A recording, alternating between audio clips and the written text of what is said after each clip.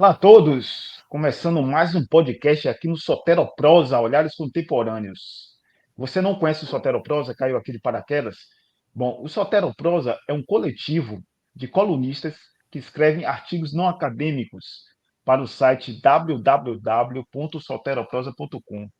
Nós somos diversos colunistas de diversas áreas de conhecimento. Então, vá lá nesse endereço, confira nossos artigos, leia até artigos de todos os tipos, de todos os assuntos que você imaginar. Temos também nosso perfil no Instagram, @soteroprosa, onde propagandeamos nossos textos, colocamos cards de apresentações e nossos textos e podcasts também, como esse aqui que está sendo realizado nesse momento. Acompanhe também nosso canal no YouTube, Soteroprosa Olhares Contemporâneos, e também no Spotify, Soteroprosa Olhares Contemporâneos, mesmo nome, canal do YouTube e Spotify. Bom, eu sou Carlos Cardoso, eu sou antropólogo e colunista do Soteroprosa, e estamos aqui para debater um assunto que ainda está quente, né? Que é o caso Léo Lins, que foi condenado a 8 anos e 3 meses de prisão por piadas discriminatórias. Nós vamos debater esse assunto aqui com duas colegas minhas, né? E uma convidada especialíssima, né? Vou apresentar a todos agora. Estou aqui com a advogada doutora Aniessa Pereira. Ela é advogada e professora universitária. Tudo bem, Aniessa? Daqui a pouco passo para você se apresentar melhor. Minha colega Jaqueline Gama, que é... Eu nunca acerto o que ela é. Ela, ela é mestre em letras e doutoranda. Depois ela explica melhor, que eu sempre me atrapalho quando apresento ela. E temos também a presença da professora de teatro Xana Fontes, nossa convidada de hoje, preparadora de atores. Ela também vai se apresentar. Ela participa de um canal muito legal no YouTube chamado Folha Democrata. Se vocês não conhecem, passe a conhecer.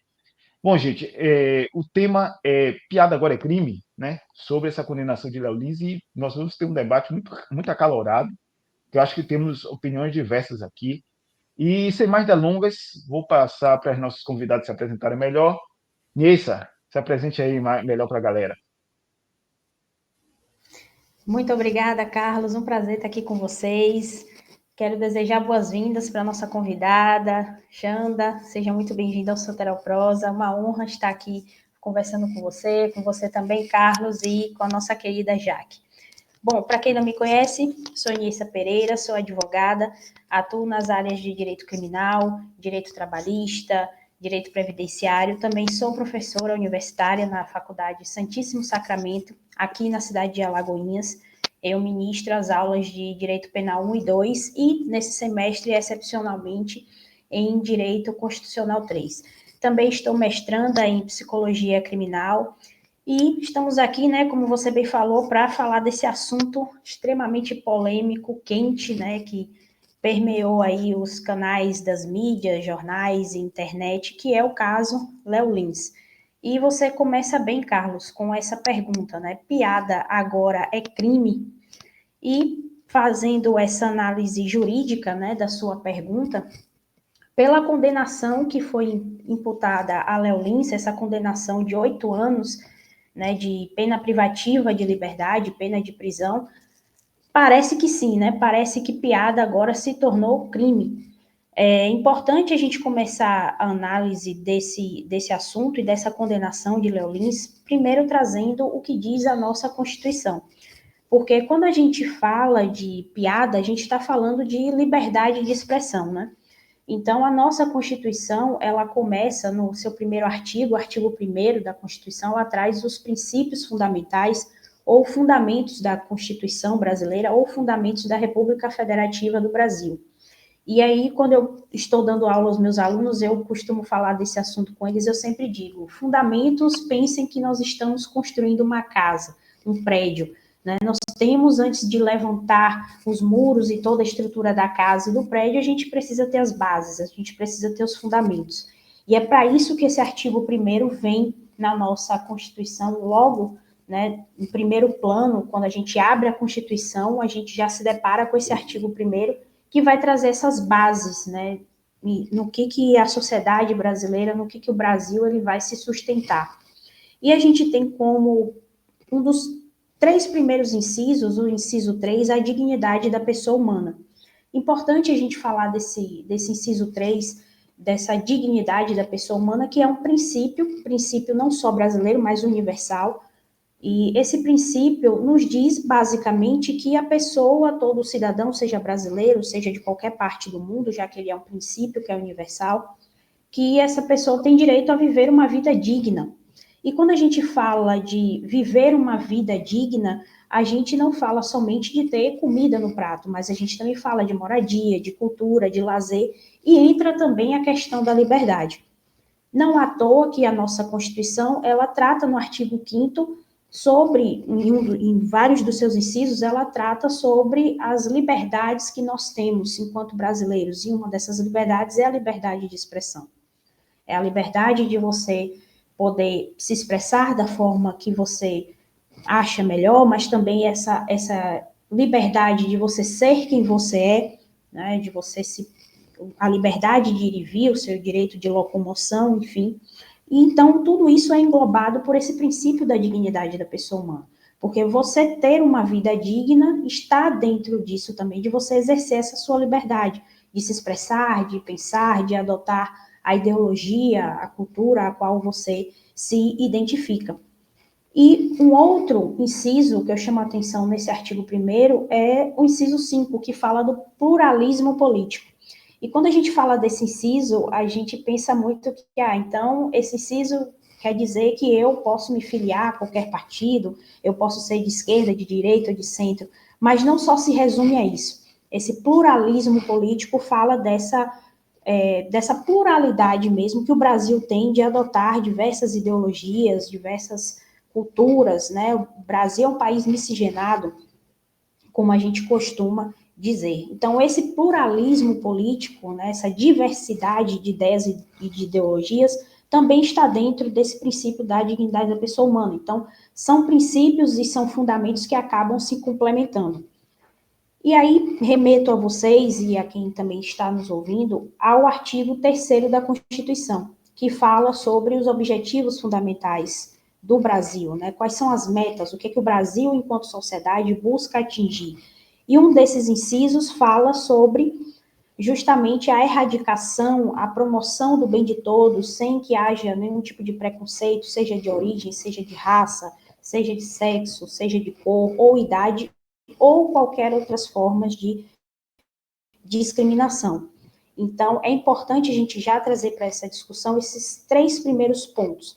Então, viver de forma digna, né, o ser humano, ele poder ter essa dignidade de viver, é pensar também nisso, nessa liberdade que ele tem de expressão e de adoção de ideologias e de culturas, mas é também pensar que o ser humano ele também deve viver sem sofrer nenhum tipo de preconceito, seja ele qual for, nenhum tipo de discriminação.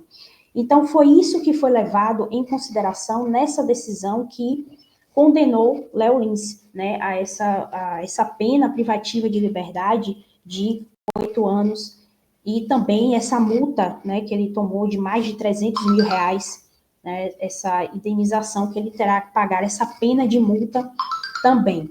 Então, a gente já começa falando dessa questão da liberdade de expressão, né? E nos remetemos também aos argumentos jurídicos que foram usados na decisão, que foram basicamente a lei de racismo, né? Principalmente seu artigo 20 na lei de racismo, né? Essa lei, ela basicamente vem com essa ideia de erradicar, vem para solidificar e materializar o que diz esse artigo 3º da Constituição, que fala que a gente tem que viver em uma sociedade livre de preconceito, qualquer tipo de discriminação. Então, essa lei, ela vem justamente para trazer, solidificar, materializar, né, essa erradicação do preconceito e da discriminação. E vale lembrar que essa lei de racismo, essa lei anti-racismo, é uma lei que é muito ampla, porque quando a gente fala de racismo, a gente remete somente à questão da cor da pele, mas racismo não é só isso. A gente precisa fazer uma leitura ampla, né, do conceito de racismo. O racismo, ele envolve sim a cor da pele, mas dentro do conceito de racismo, a gente também fala de etnia, a gente também fala de idade, a gente também fala de identidade de gênero, de expressão de gênero, de orientação sexual. Então, é um conceito que é amplo. A gente fala também da questão dos PCDs, né, que são pessoas com deficiência, que também vão ser abraçados e abarcados por essa lei, assim como a lei para as pessoas com deficiência, que é a Lei 13.115, né? Então, são duas leis que vêm para proteger essas tidas, né, como minorias na nossa sociedade. E aí começa essa discussão, né? Envolvendo tudo isso, vem a discussão da liberdade de expressão, se o que Léo Lins ele fez na sua apresentação, se era uma liberdade de expressão ou não. E outra pergunta que a gente faz, qual é o limite da liberdade de expressão? E é bom deixar claro que nem a Constituição e nenhuma outra lei federal, ela traz esse limite para a liberdade de expressão. E nem poderia trazer, porque o conceito de liberdade de expressão, ele é muito subjetivo. Eu posso entender liberdade de expressão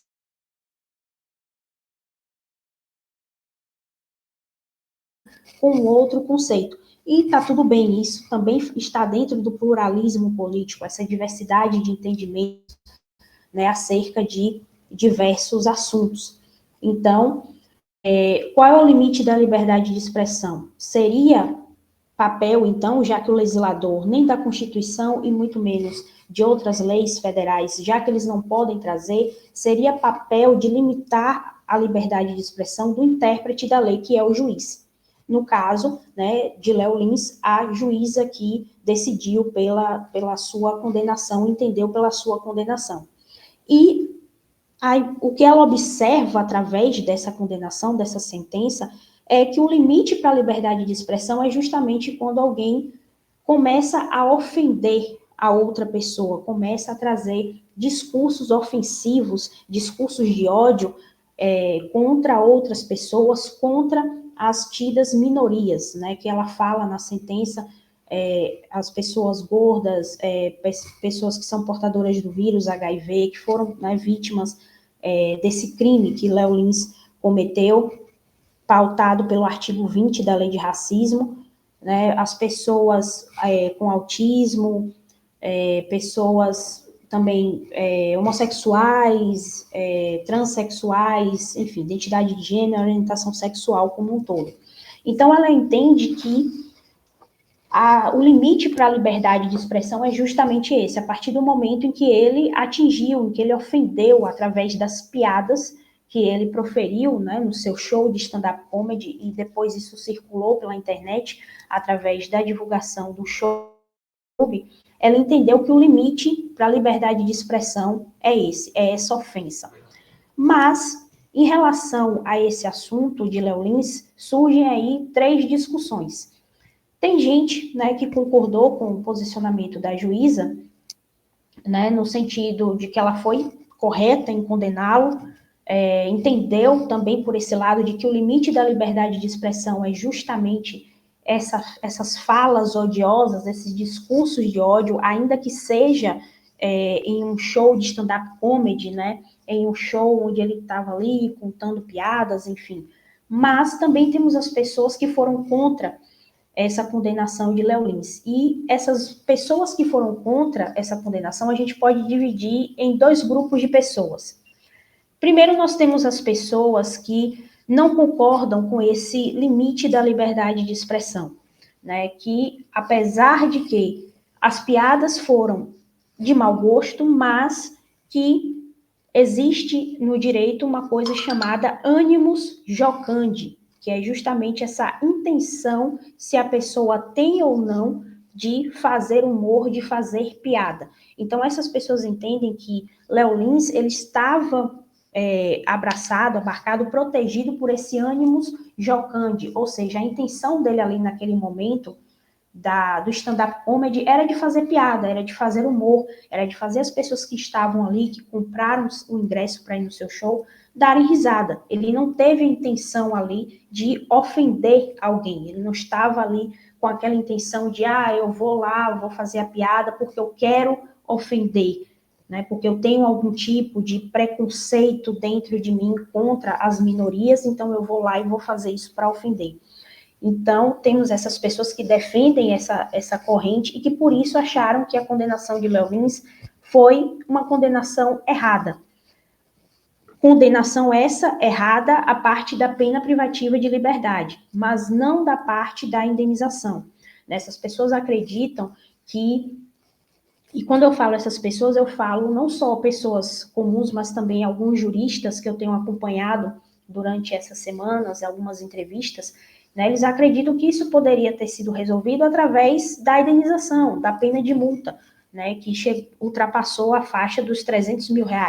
Então, eles acreditam que isso resolveria a situação, né, poderia ensinar a Léo Lins, né, vamos assim dizer, porque a sentença em um processo criminal tem esse viés também educativo, né, há quem defenda que a sentença em um processo criminal tem esse viés educativo. Tem outras pessoas que não defendem, não observam por esse viés educativo da sentença criminal. Então, eles acharam por bem que seria, né, ok, somente a indenização, né, a pena de multa. E tem outras pessoas que, apesar de entenderem que a piada dele foi de mau gosto, mas que ele estava ali no exercício da sua liberdade de expressão. Além de liberdade de expressão, vale aqui ressaltar da liberdade também de exercício profissional e de ofício, que isso também quem traz é a nossa Constituição Federal. Ela traz como uma das liberdades que os seres humanos têm, que os brasileiros têm, de exercer um ofício ou profissão. E ele estava ali como profissional, é a profissão dele, né, ser ator, ser roteirista, porque ele mesmo constrói os textos dele. Ele estava ali exercendo o seu ofício, exercendo a sua profissão, e por isso ele tinha a liberdade de se portar ali e de utilizar frases e palavras como ele bem entendesse no exercício da sua profissão. De tudo que eu faço da análise desse caso, né, que eu tenho visto durante essas semanas, eu particularmente, né, assim como todos nós aqui, a gente tem a nossa opinião pessoal quanto a isso. E a minha opinião pessoal quanto a isso é que realmente as piadas que ele fez, tive a oportunidade de ler a sentença e também já tinha visto alguns outros vídeos dele na internet antes de serem retirados do ar. Realmente as piadas que ele faz são piadas pesadas, né, de cunho, assim, eu particularmente até me senti mal também vendo algumas piadas dele, mas eu discordei em relação à pena privativa de liberdade. Quando a gente fala pena privativa de liberdade, é pena de prisão, né? Trocando em miúdos aqui, ele vai ser preso, ele vai ser levado para o sistema prisional. Então, a gente imagina como já está o sistema prisional, existe uma situação de que o sistema prisional ele está sucateado, né? Eu já tive a oportunidade de trabalhar dentro do sistema prisional, então eu vi em campo como é que o sistema prisional brasileiro, principalmente o baiano, como ele funciona, e é um lugar que assim, é tópico até para outras conversas, mas está superlotado, tem muitos problemas de infraestrutura, então eu me questiono se seria a decisão correta, né, levá-lo, prendê-lo, condenar ele a essa pena privativa de liberdade, a essa pena de prisão. Claro que a gente também tem que olhar pelo lado das vítimas, né, das pessoas que se sentiram ofendidas com as piadas, com as expressões. E elas, se sentindo ofendidas, né, elas se sentindo atingidas, isso ferindo o direito delas, elas também têm total liberdade para poder pleitear, buscar os seus direitos, né? Então, a gente também não pode tirar esse mérito, esse dever delas, esse direito delas. Mas que isso poderia ter, sim, sido resolvido com a questão da pena de multa, com a questão da indenização. Não acredito que a pena privativa de liberdade venha a ser uma solução adequada. Mas, por que que isso acontece? Nós vivemos em uma sociedade que é punitivista. O Brasil, ele é punitivista por si, né, por si só, desde os seus primórdios, desde as nossas primeiras constituições, lá no tempo da era colonial, a gente tem esse Brasil, essa sociedade brasileira muito punitivista. E quando a gente fala até de pensar em outros vieses de pena, para os crimes, isso já vira, não, por quê? Não, peraí, não pode, né? Ah, você já está querendo abolir o direito penal, mas não é questão de abolir o direito penal, mas sim da gente pensar em outras alternativas também que possam trazer esse viés educativo, né? Se é que a gente pode dizer assim.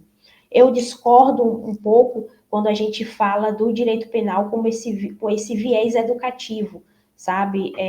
De você querer ensinar as pessoas através dessa pena pesada de pena privativa de liberdade. Claro, se a gente vai pensar em um crime como homicídio, como estupro, não tem o que se discutir, né? Mas em relação a essa questão de pena privativa de liberdade para esses crimes, em relação a discursos, né, vamos assim dizer, eu já acho um pouco elevado demais a gente pensar nessa ideia de pena privativa de liberdade. Nessa, deixa eu cortar aqui você um pouquinho. Vamos Fica à lá. vontade. Acho que deu para falar aí bastante, assim, acho que principalmente a parte jurídica da coisa, né? Que é algo que muitas vezes fica nesse achismo, né? E você aí como uma profissional do direito, né? Professora e profissional do direito. Primeiramente, né, bem-vinda, Xanda, ao nosso podcast aqui do Soteroprosa, né? Agradecemos muito a sua presença. Meu nome é Jaqueline Gama, Carlos me apresentou assim mais ou menos, mas eu sou formada em letras, né, sou professora também, né, de formação, no bacharelado e na licenciatura, sou mestra aqui também no programa de pós-graduação em literatura e cultura da UFBA, e atualmente a minha atuação é como pesquisadora também no doutorado, também aqui na UFBA em literatura e cultura, né? Mas assim, sou escritora, professora, estou aí aceitando um pouquinho de tudo, porque a gente está vivendo nesse momento, né? Infelizmente, você aí do direito sabe disso, né? Que as leis trabalhistas, e Xanda, que é das artes, piorou, né? Xanda, essa parte da cultura, a gente sabe que só ladeira abaixo, né? Embora melhorou muito, né, do governo anterior para cá, pensando nessa questão dos editais, né, principalmente. Aí. Com certeza. Mas a cultura sempre tem, a gente tem que dar essa atenção, principalmente à educação e à cultura. Enfim, né, eu estou aqui pensando, ouvi aqui bastante você, Niessa, eu fiquei pensando muito nessa questão, você trouxe, vou pegar o do final, né, sua fala do final, que você falou da privação, né, dessa pena de liberdade. E aí teve uma comparação feita que até, logicamente, que a gente tem que ponderar qualquer tipo de comparação, e aqui eu estou também pensando do ponto de vista da pesquisadora em artes, da crítica cultural, né, de formação. A gente viu o que aconteceu, por exemplo, agora com o MC Pose, né, que as letras dele têm algum teor mesmo de alusão à facção ali, se você for pegar a letra, porém a gente viu que ele foi autuado de uma forma altamente como se ele fosse um grande criminoso, e que outras pessoas no nosso país que cometeram realmente crimes mais graves de encontrarem drogas, encontrarem armas, foram retiradas de seus lares de uma forma digna, que foi diferente do que aconteceu com ele, que ele saiu descamisado e ainda algemado, né? Como se tivesse ter sido pego em flagrante, né? E o crime dele foi um crime, né, ao suposto crime, né, vamos usar a palavra suposto, muito parecido nesse sentido da liberdade de expressão e dessa liberdade das artes, né? E aí, sempre que vem esse debate do stand-up comedy, ou da comédia, ou de algum tipo de exposição artística, vem também um debate, qual o limite dessa arte, né? E aí, qual o limite entre arte e entre ofensa, né? E crime, né? Nesse caso, ainda tem o crime, porque tem esses agravantes, né? De ter se associado ao racismo, à LGBTfobia, e capacitismo também, né? Inclusive o próprio Léo Lins, né, que eu fui dar uma pesquisada, conhecia ele, né? Mas eu sei que ele foi daquela mesma leva do Danilo Gentili, Rafinha Bastos, que muito também a gente sabe, né, que eles também foram processados, pagaram multas, então tem um precedente, né? E ele já tinha aqui em 2020 2022, aqui, deixa eu ver, foi uma reportagem do G1 que eu peguei. Em 2022, ele foi condenado pela Justiça de São Paulo a pagar uma indenização por danos morais no valor de 44 mil, né, por ter ofendido a mãe de uma jovem autista em uma rede social, né? Então, tem o capacitismo aí que você trouxe também já na sua fala. E eu fiquei chocada, porque quando eu fui pesquisar, eu não vi o vídeo do stand-up, né? E aí, quando eu fui pesquisar, eu vi que ele fez piadas em relação à pedofilia, né? Por exemplo, então,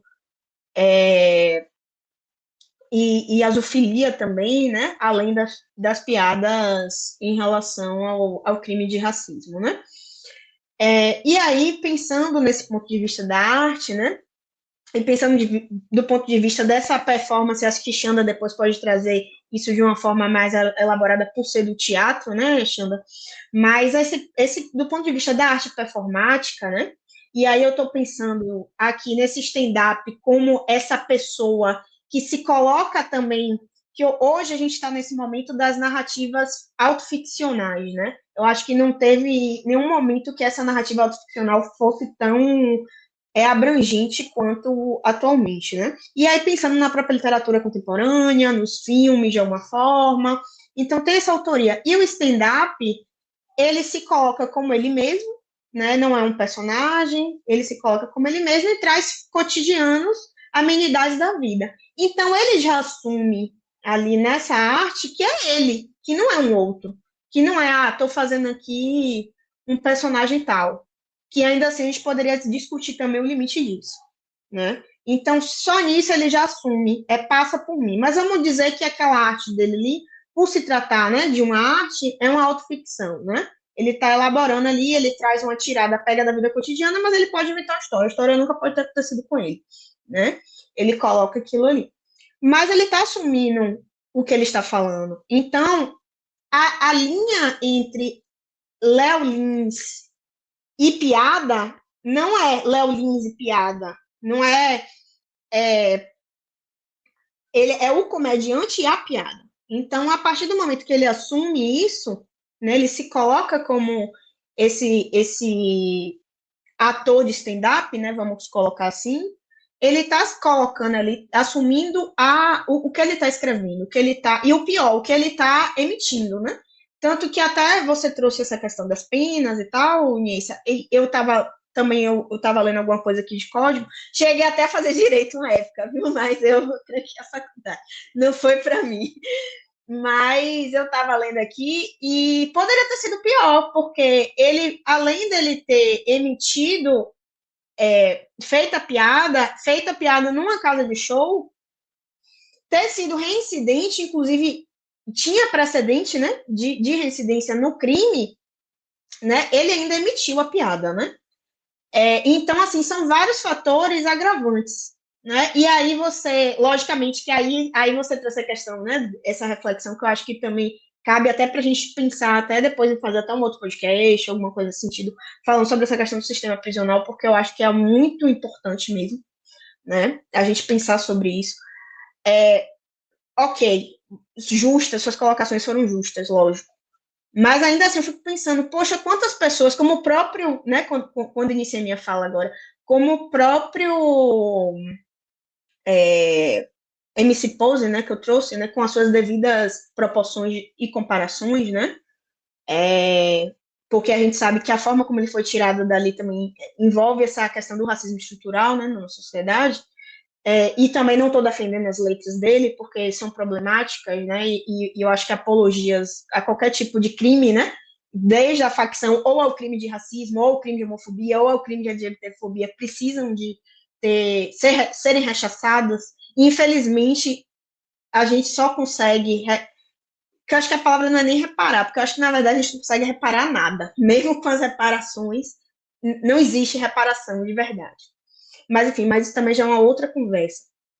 Mas eu vejo que, analiso, que no caso dele, ele tinha que mesmo pagar multa até mais caro, até ter uma pena até mais estrita, porque a gente sabe também que ele pegou esses 8 anos, né, de pena, mas talvez eles não cumpram isso, então ele pega um ano, ou até nem, enfim, né, e recursos e tudo mais, aí já vem outro problema, ou questão, outra problemática que é pensar também nessa burocracia, né, também dentro do direito enfim, né, nos nossos órgãos públicos, né, porque eu acho que também até na academia passa uma burocracia, enfim, né, qualquer sistema público tem uma grande burocracia, né, que é bom e ruim. Mas, enfim, pensando no nosso caso da piada, e aí também já jogando para a Xanda comentar sobre isso, né, e aí também fale um pouco de você, tá, Xanda, por favor, porque a gente não te apresentou direito, assim, e a gente tem esse costume de dar essa voz para pessoas colocar, né? Eu sou fã de tal, eu faço tal coisa, e por aí vai. Então, eu falo isso e eu também gostaria que você falasse um pouco dessa questão, porque o teatro também me interessa muito, né? E você que é dessa área, né? Falasse um pouco também dessa relação dessa arte dele, né? E até que ponto a liberdade de expressão também, né? Até que ponto, e aí pensando também desse ponto de vista do artista, do corpo do artista, né? Também, porque eu acho que é uma problemática muito importante nessa coisa do corpo do artista, pensando que a gente está vivendo nessa era do influenciador, e o influenciador agora é artista também, né? Então, acho que é um outro ponto também que, se você quiser comentar, acho que adentra também a nossa discussão, porque, de fato, a internet hoje, todo mundo pode ser artista no sentido da pessoa pública, né? Da pessoa que está em exposição e está produzindo um conteúdo que ela coloca como artístico ali, né? E que muitas vezes não é. Se a gente for parar para pensar o que é arte, né? A gente vai tomar aqui um outro podcast para pensar nisso aí. Mas de uma forma, né, também que a gente consiga atrelar as duas coisas, né? Esse humorista, porque eu vejo também muito, e aqui na Bahia, né, aqui em Salvador, a gente tem visto essa também uma eclosão de humoristas, acho que também a gente pode fazer esse contraponto aqui, né? Humoristas Sim. que vêm fazendo críticas, né? Tem aí o João Seu Pimenta, tem o Matheus Boente, tem vários humoristas aí dessa nova safra que eu acho que é totalmente o oposto dessa safra majoritariamente paulistana, de Léo Lins, que a gente está falando agora, o próprio Danilo Gentili que eu citei, o Rafinha Bastos e por aí vai. Por favor, Xanda, a palavra é sua. Bom, boa noite. Primeiro eu quero agradecer ao Carlos o convite. Muito obrigada, Carlos. A Alan pela indicação também, pela lembrança. Meu nome é Xanda Fontes, eu sou atriz, sou preparadora de atores, sou professora de teatro e também escrevo, também sou dramaturga. E, bom, eu queria falar um pouquinho, né, sobre o que a doutora Nilsa trouxe, Neissa, né? Falei errado? Falei certo? Se eu estiver falando errado, me corrija. Que eu acho que ela deu uma aula jurídica, acho que foi bem Falou bacana, certo. Falou certo. Porque já embasou a gente, né? Assim, juridicamente. E aí eu quero falar um pouquinho do que ela falou, falar um pouquinho do que você falou também, Jaque, e depois fazer a minha fala. Né? Eu estava vendo esses dias, para falar da parte jurídica, claro, não tenho propriedade alguma, não sou da área, mas eu estava vendo esses dias o Reinaldo Azevedo falando, né? E o Reinaldo Azevedo, ele é jornalista, mas a gente sabe que ele é um conhecedor muito profundo da área jurídica, né? Ele foi o jornalista que apontou primeiro que não tinha, na condenação do presidente Lula, na época da Lava Jato, não tinha prova ali, sabe? Não tinha provas, entendeu? Ele queria saber, ele perguntou ao Sérgio Moro várias vezes, né? Aonde que estava a prova, em que página, porque ele leu a sentença e não tinha nada, né? E ele também leu a do Léo Lins para comentar e tudo mais. E ele falou uma coisa que eu achei muito interessante. Essa nova safra, né, esse movimento que a gente tem stand-up aqui em Salvador, você falou aí do Matheus Buente, que é inclusive um colega meu, já fizemos trabalho junto, porque eu também eu como atriz já me aventurei no stand-up, mas me aventurei não para querer fazer, foi só para me divertir mesmo, né? e já fiz algumas coisas com o próprio Matheus e com algumas, né, algumas pessoas do stand-up que eu conheço daqui desse movimento, que são muito, muito bacanas, né? E já dei um curso também, um intensivão, eu fiz tive esse curso, criei esse curso, que foi um intensivão só para stand-upista, mas não para mexer com piada nada, mas sim para fazer uma coisa corporal e mexer com a interpretação deles, né? Porque também requer uma interpretação, apesar de o que você falou já, que a pessoa está ali desprovida de figurino, de maquiagem, de qualquer adereço, a pessoa está ali vestida com uma roupa bem básica, né? Uma calça jeans, uma camisa preta, geralmente, e estão ali mesmo com a cara e falando das coisas, né? Rotineiras, das piadas e tal, mas também precisa para isso, né? Lógico, quem quer investir nessa profissão, nesse futuro, também precisa de uma questão corporal, de estar presente corporalmente, de ter uma interpretação para poder, quando ele está contando lá aquele caso, para fazer com que você visualize, né, com que você preste atenção e tal. Então, nesse curso, que foi um intensivo que eu dei, então eu conheci muita gente da nova safra, sabe? Que a gente mais nova ainda. Então, eu converso muito, né, com essa galera e, assim, tem muitos, infelizmente, tem muitos que defendem, né, esse tipo de piada. Ah, que é piada, então porque é piada, então você pode falar o que você quiser. Eu discordo disso radicalmente. Eu acho que você não pode falar o que você quiser, alegando que é piada. Não pode, não pode, né? Principalmente nesses casos que a gente está falando de racismo, de LGBTfobia, de xenofobia, de pedofilia, de apologia ao estupro, né? Que se não puder falar aqui é onde a gente vai passar, você coloca o pi em cima, mas assim, então você não pode pegar determinadas coisas, né? E falar que está fazendo piada. Eu acho que não é por aí, não. Porque, assim, o Reinaldo Azevedo, ele explicou, né? Eu estava falando com essa galera de stand-up que eu conheço, e as pessoas falando, alguns que não foram a favor, né, dele, das piadas, falando assim, não, mas essa pena é muito pesada, entendeu? Tem um amigo meu, que ele é do stand-up também, o Fábio Lacerda, né? Então, ele é um cara gordinho, ele falou, poxa, essa pena está mais pesada do que eu e tal. Só que, assim, o Reinaldo Azevedo explicou o porquê são 8 anos, tá? E dentro da lei tem um porquê. Ele explicou item por item. Então, não é 8 anos assim do nada, quando as pessoas estão falando assim, ai, mas é a mesma pena do que, acho que homicídio culposo, me parece. Enfim, pessoal, se eu estiver errando, viu, doutora, vá me falando, tá?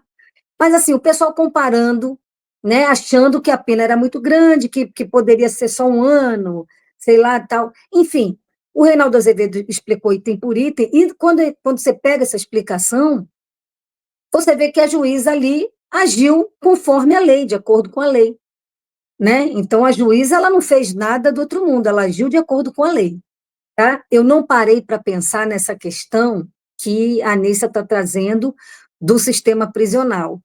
Mas não parei também para pensar nessa questão, mas conversei com muita gente sobre isso, e o que me foi falado, lógico, não tenho propriedade para falar, aí a Nilson aqui tem a propriedade, mas assim, o que me foi falado por várias pessoas, assim, olha, você acha que ele vai ficar preso? Ele não vai ficar preso nenhum ano, ele é lourinho, tem o olho verde, é branquinho e tal, não vai ficar preso, não vai, não vai, não vai. Enfim, né? Então, eu não parei para pensar, lógico, a gente sabe, né? Eu não sei de frequentar, mas a gente sabe do que é o sistema prisional, mas existe também isso, né? De que ele não vai ficar preso nem um mês, de que ele não vai ficar preso em momento algum. Enfim, eu acho que, de alguma forma, ele precisa pagar porque ele cometeu crimes, né? E assim, eu fui ver, gente, eu fui assistir, e eu fiquei também horrorizada com as piadas. Tinha uma piada que era assim, que as crianças da Etiópia, da Somália, não precisavam escovar o dente porque elas não jantam, não tem comida para jantar, então não precisa escovar o dente. O que é isso? É engraçado aonde? uma criança em estado de miserabilidade, passando fome, é engraçado aonde que isso é engraçado?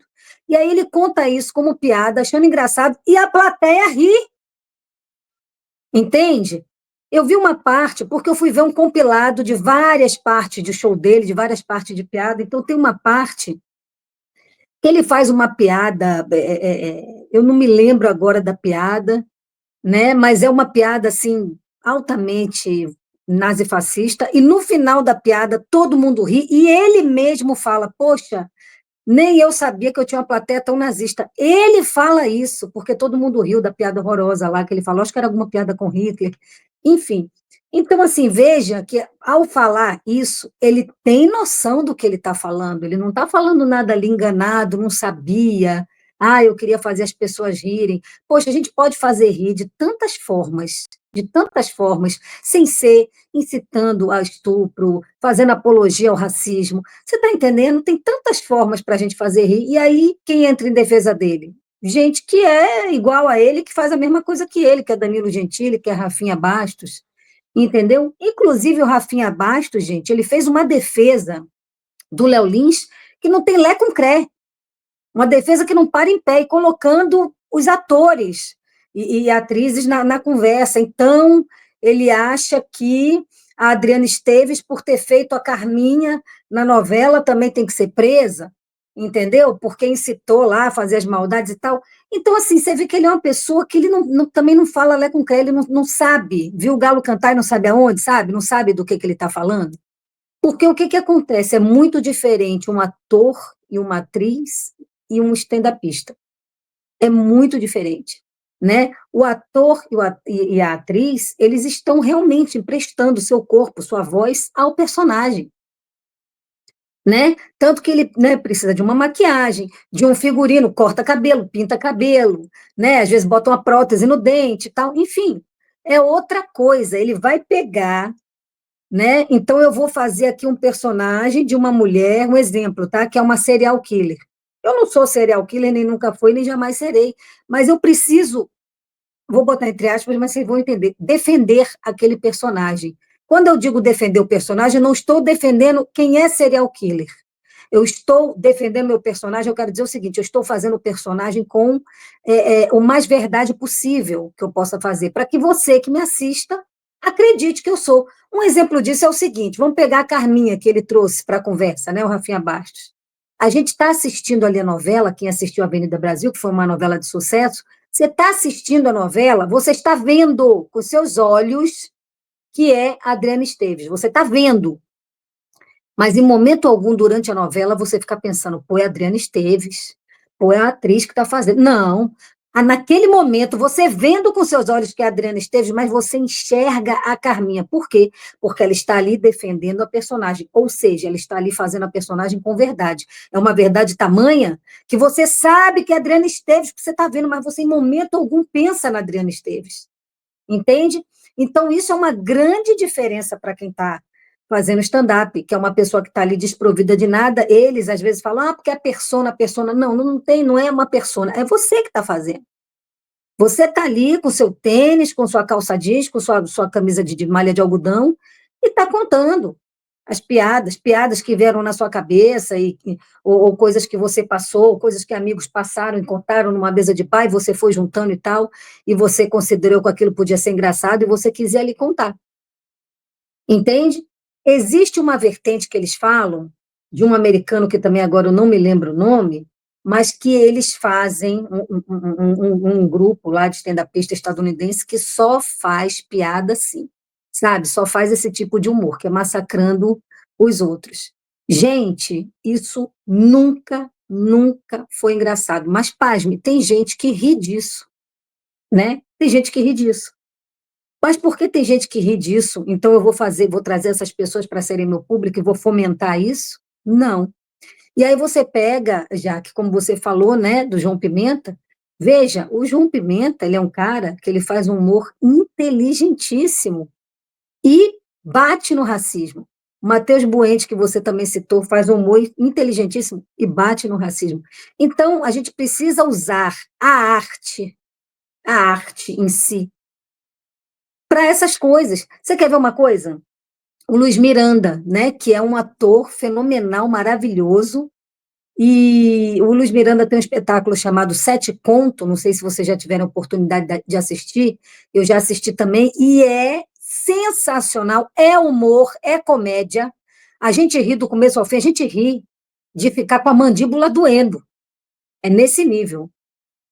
E ele tem personagens ali como a Dona Edith, né, que é o quê? É uma líder comunitária, uma mulher que é mãe solo, que está preocupada em economizar, está preocupada na questão da comida, como é que ela vai fazer, como é que ela vai alimentar os filhos e tal.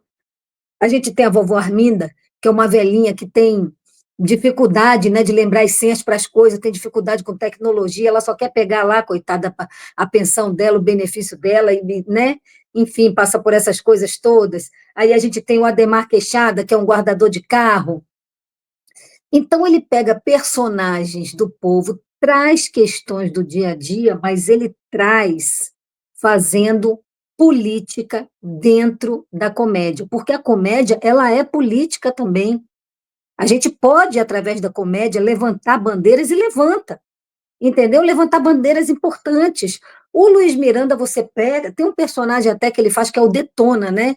Que é uma mistura de personagem é uma mistura, não, é um apresentador de programa Munducão, mas que no final, com a luz e com o trabalho de corpo, ele vai se transformando na figura do Hitler. Não sei se você lembra disso, Jaque, no final da cena dele. Então, veja, ele com a comédia, o que ele fez? E a gente vai lá e ri e sai refletindo sobre aquilo.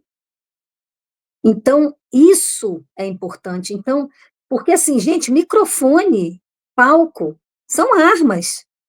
São armas. Você sobe num palco e pega o microfone e tem uma multidão te assistindo, né? Pode ser uma multidão pequena num bar ou pode ser uma multidão enorme, num teatro enorme, mas você tem uma multidão que está ali te assistindo e pronta para receber o que você está falando.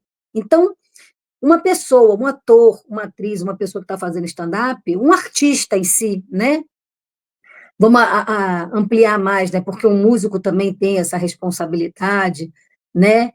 A partir do momento que você sobe num palco e você começa a falar, você tem uma responsabilidade com o que você está falando.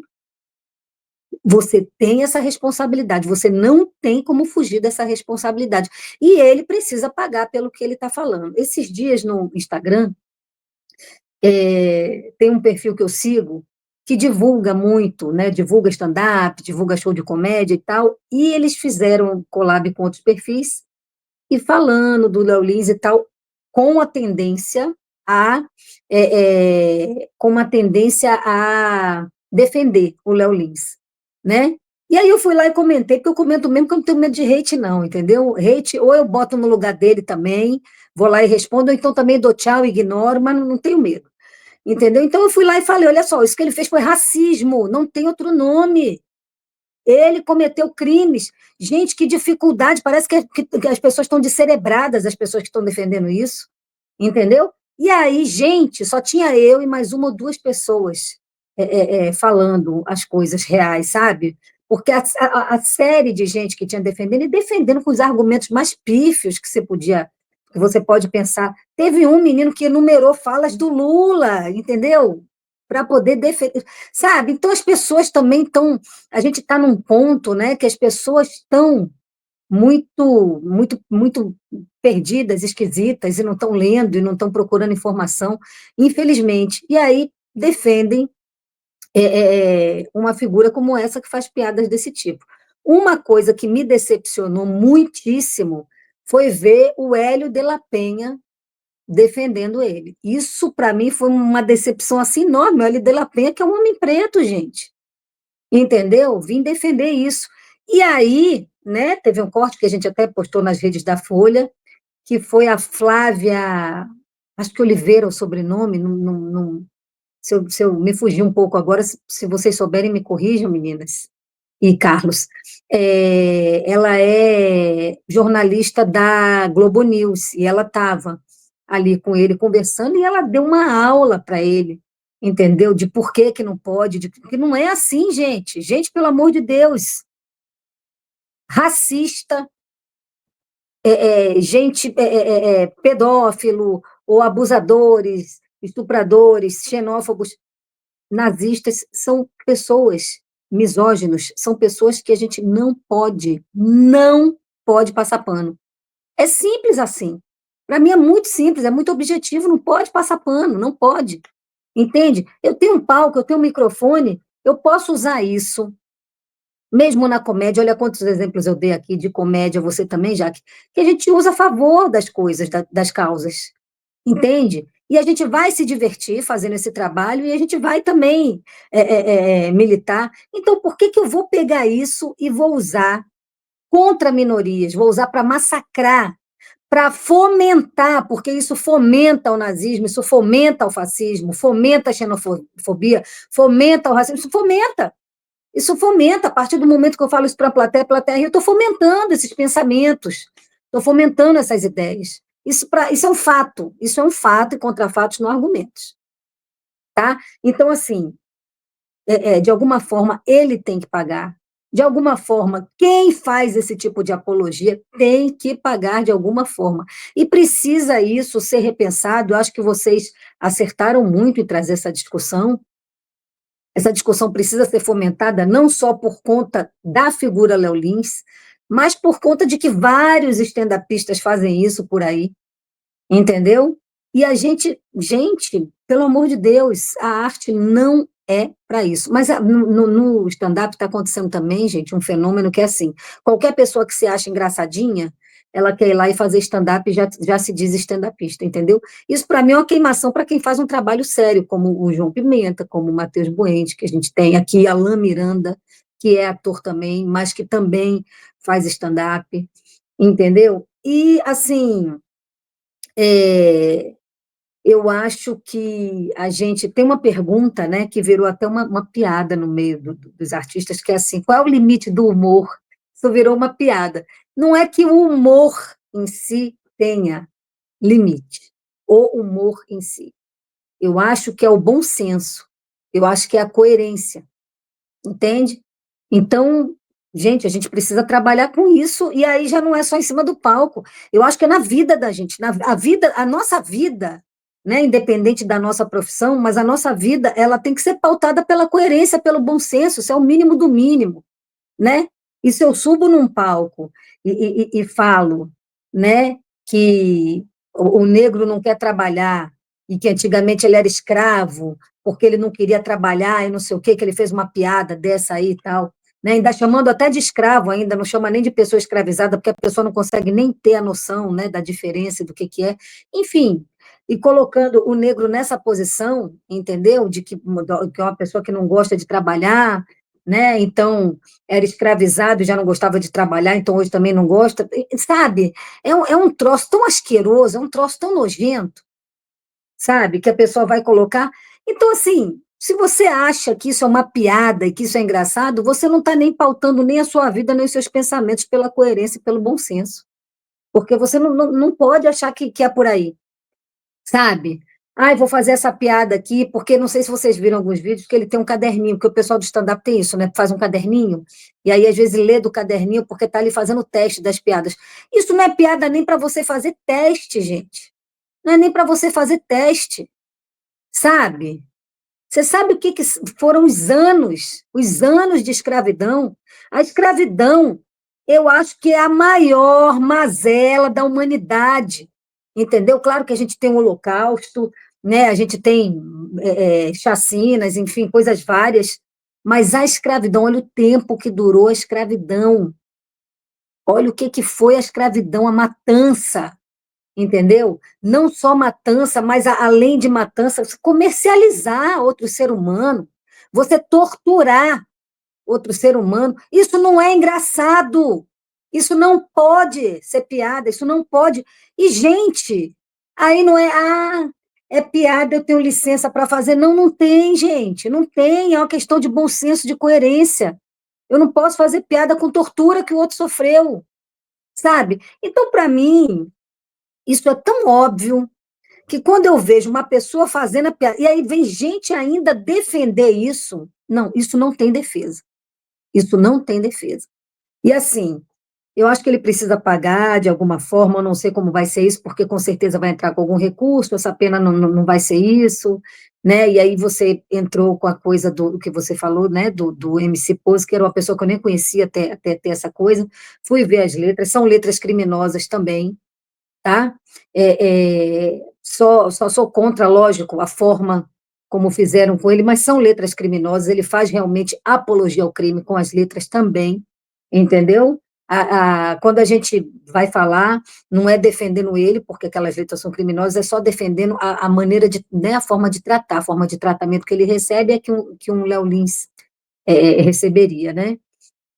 Mas eu acho que não, tá? Na música, no stand-up, a gente precisa ser sempre pautado pela coerência.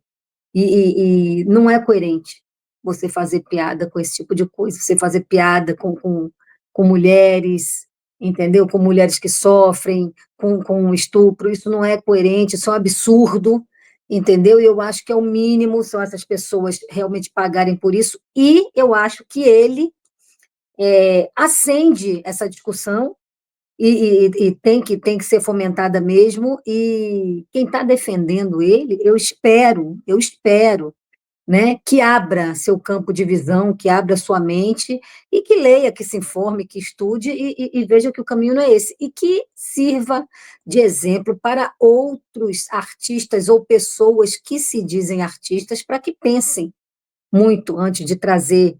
Porque você pode, gente, poxa, eu quero falar de racismo, eu vou fazer um stand-up, mas eu vou fazer uma piada contra. Você pode fazer isso brilhantemente, como a gente já falou aqui, que tem gente que faz. Então você, sabe, e aí você fomenta a reflexão, né, da pessoa, a pessoa, pô, vai pensar sobre aquilo, né? Então, assim, eu acho que a parte positiva disso foi de trazer isso para a gente conversar e para a gente falar.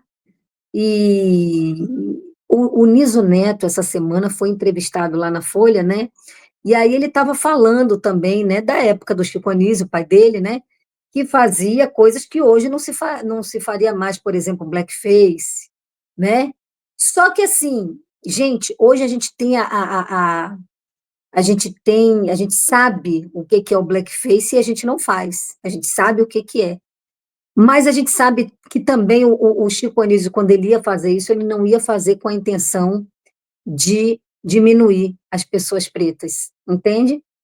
Ele ali naquele monte de personagem dele, a intenção era fazer um personagem que era preto, então ele se pintava, isso para a época ali, entende?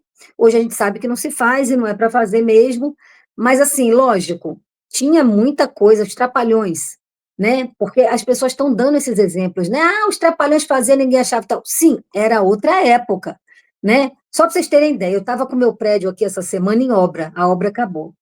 E aí eu fui fazer um cafezinho, né, um lanchinho com bolacha, e fui dar aos meninos que estavam fazendo a obra, e peguei eles nessa conversa.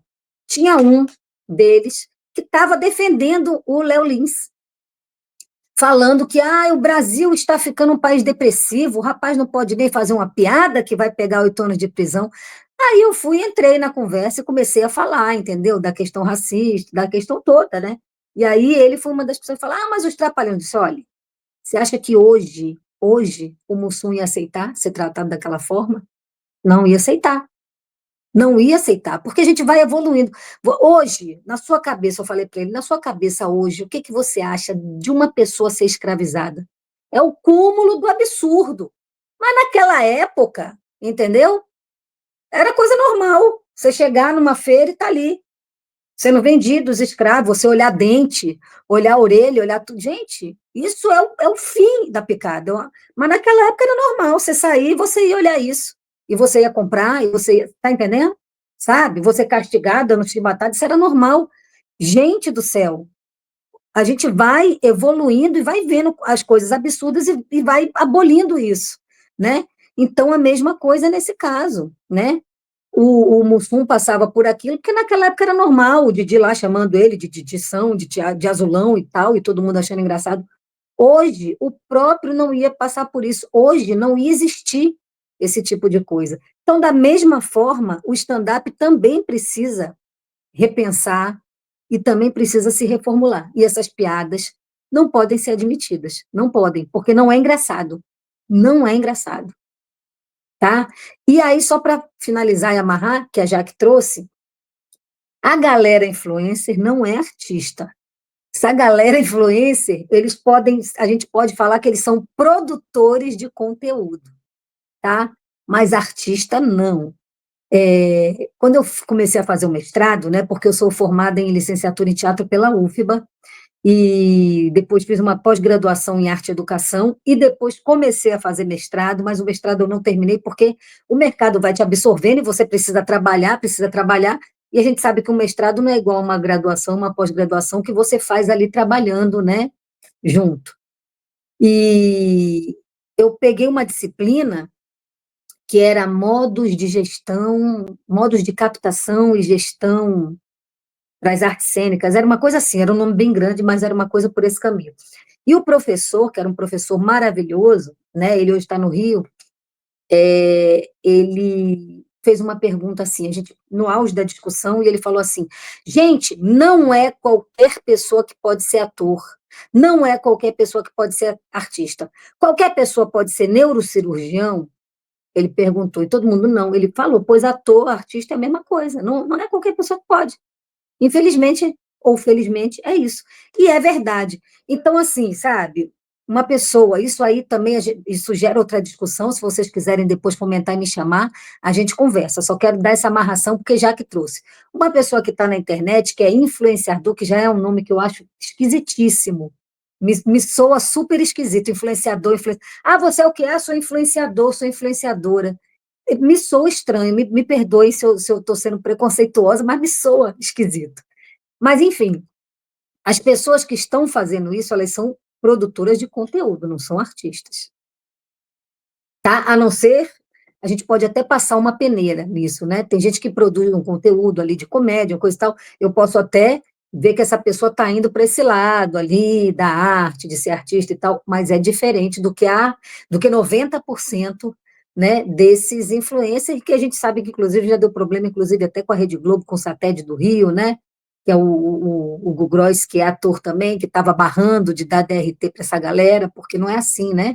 Você entra numa faculdade, ou até se você não entra na faculdade, mas você passa a vida fazendo curso, você faz curso de interpretação, e de corpo, e de movimento, e de voz, e de isso, e de aquilo, não sei o quê, de teatro físico, você sabe? Você fica estudando a vida inteira para vir uma pessoa que é influenciadora, e ganhou um Big Brother, e aquela pessoa vai ser o protagonista lá da novela, né? Então, vamos combinar, né, que isso não está certo, né? Estou falando isso só para a gente amarrar o que a Jaque falou, mas isso dá caldo para outra discussão, que se vocês quiserem me chamar, pode vir, que eu gosto muito de falar disso também.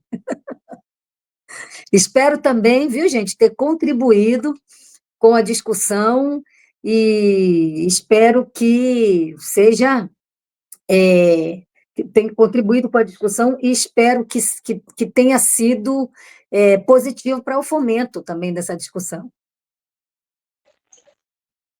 Xanda, mas ainda não terminou, ainda tem umas questões aqui para falar que eu até gostaria de tratar com você, porque eu acho que são questões assim polêmicas, né? Bom, eu vou dar minha opinião sobre esse caso aí também, que é o seguinte: eu concordo com a condenação no seguinte sentido. A condenação da juíza Bárbara Lima, ela, ela também falava o seguinte, que além da propagação de violência verbal e fomenta a intolerância, causa constrangimento e exposição. Ou seja, esse show do chamado Perturbador, ele também passava no YouTube. Ou seja, você ter uma propagação dessa em rede social, esse vídeo teria que ser retirado, porque é o seguinte, isso vira corte, né? E chega até o WhatsApp, chega no Telegram, chega em um monte de lugar que as pessoas atingidas, elas visualizam.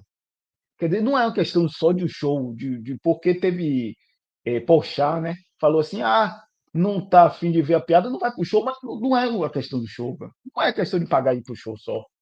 É que essas piadas estão sendo veiculadas na internet. E aí chega até as pessoas, eu vou até falar algumas piadas aqui, né?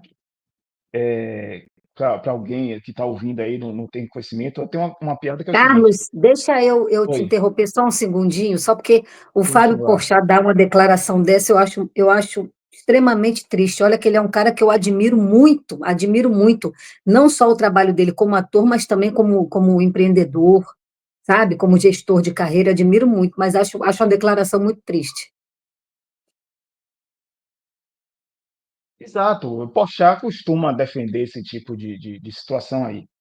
Bom, olha, eu vou falar algumas das piadas aqui de Léo Lins. Ele fala o seguinte: sou gordo, adoro comer e não gosto de fazer exercício.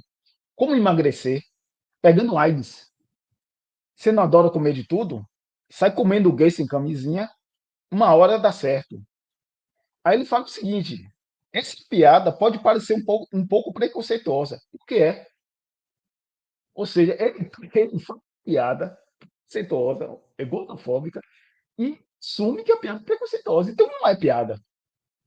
Então não é piada. Não, aí tem. Me desculpa eu estar lhe interrompendo, mas é porque, repare, aí tem várias camadas de preconceito, entendeu? Aí tem gordofobia, aí tem homofobia num grau elevadíssimo, entende? Aí Sim, tem preconceito contra as pessoas que convivem com o vírus HIV, e aí ele está colocando, olha o que ele está fazendo, ele está pegando as pessoas LGBT e está ligando com as pessoas que convivem com o vírus, que a gente sabe que isso é coisa da década de 80, 90, quando surgiu, né, quando surgiu o vírus e que era ligado à comunidade LGBT, e que não é mais isso há muitos anos, e foi um estigma difícil, né, de tirar, de se livrar, e aí ele vai e fomenta isso de novo. Você vê como é que é uma coisa de retrocesso, de preconceito e retrocesso,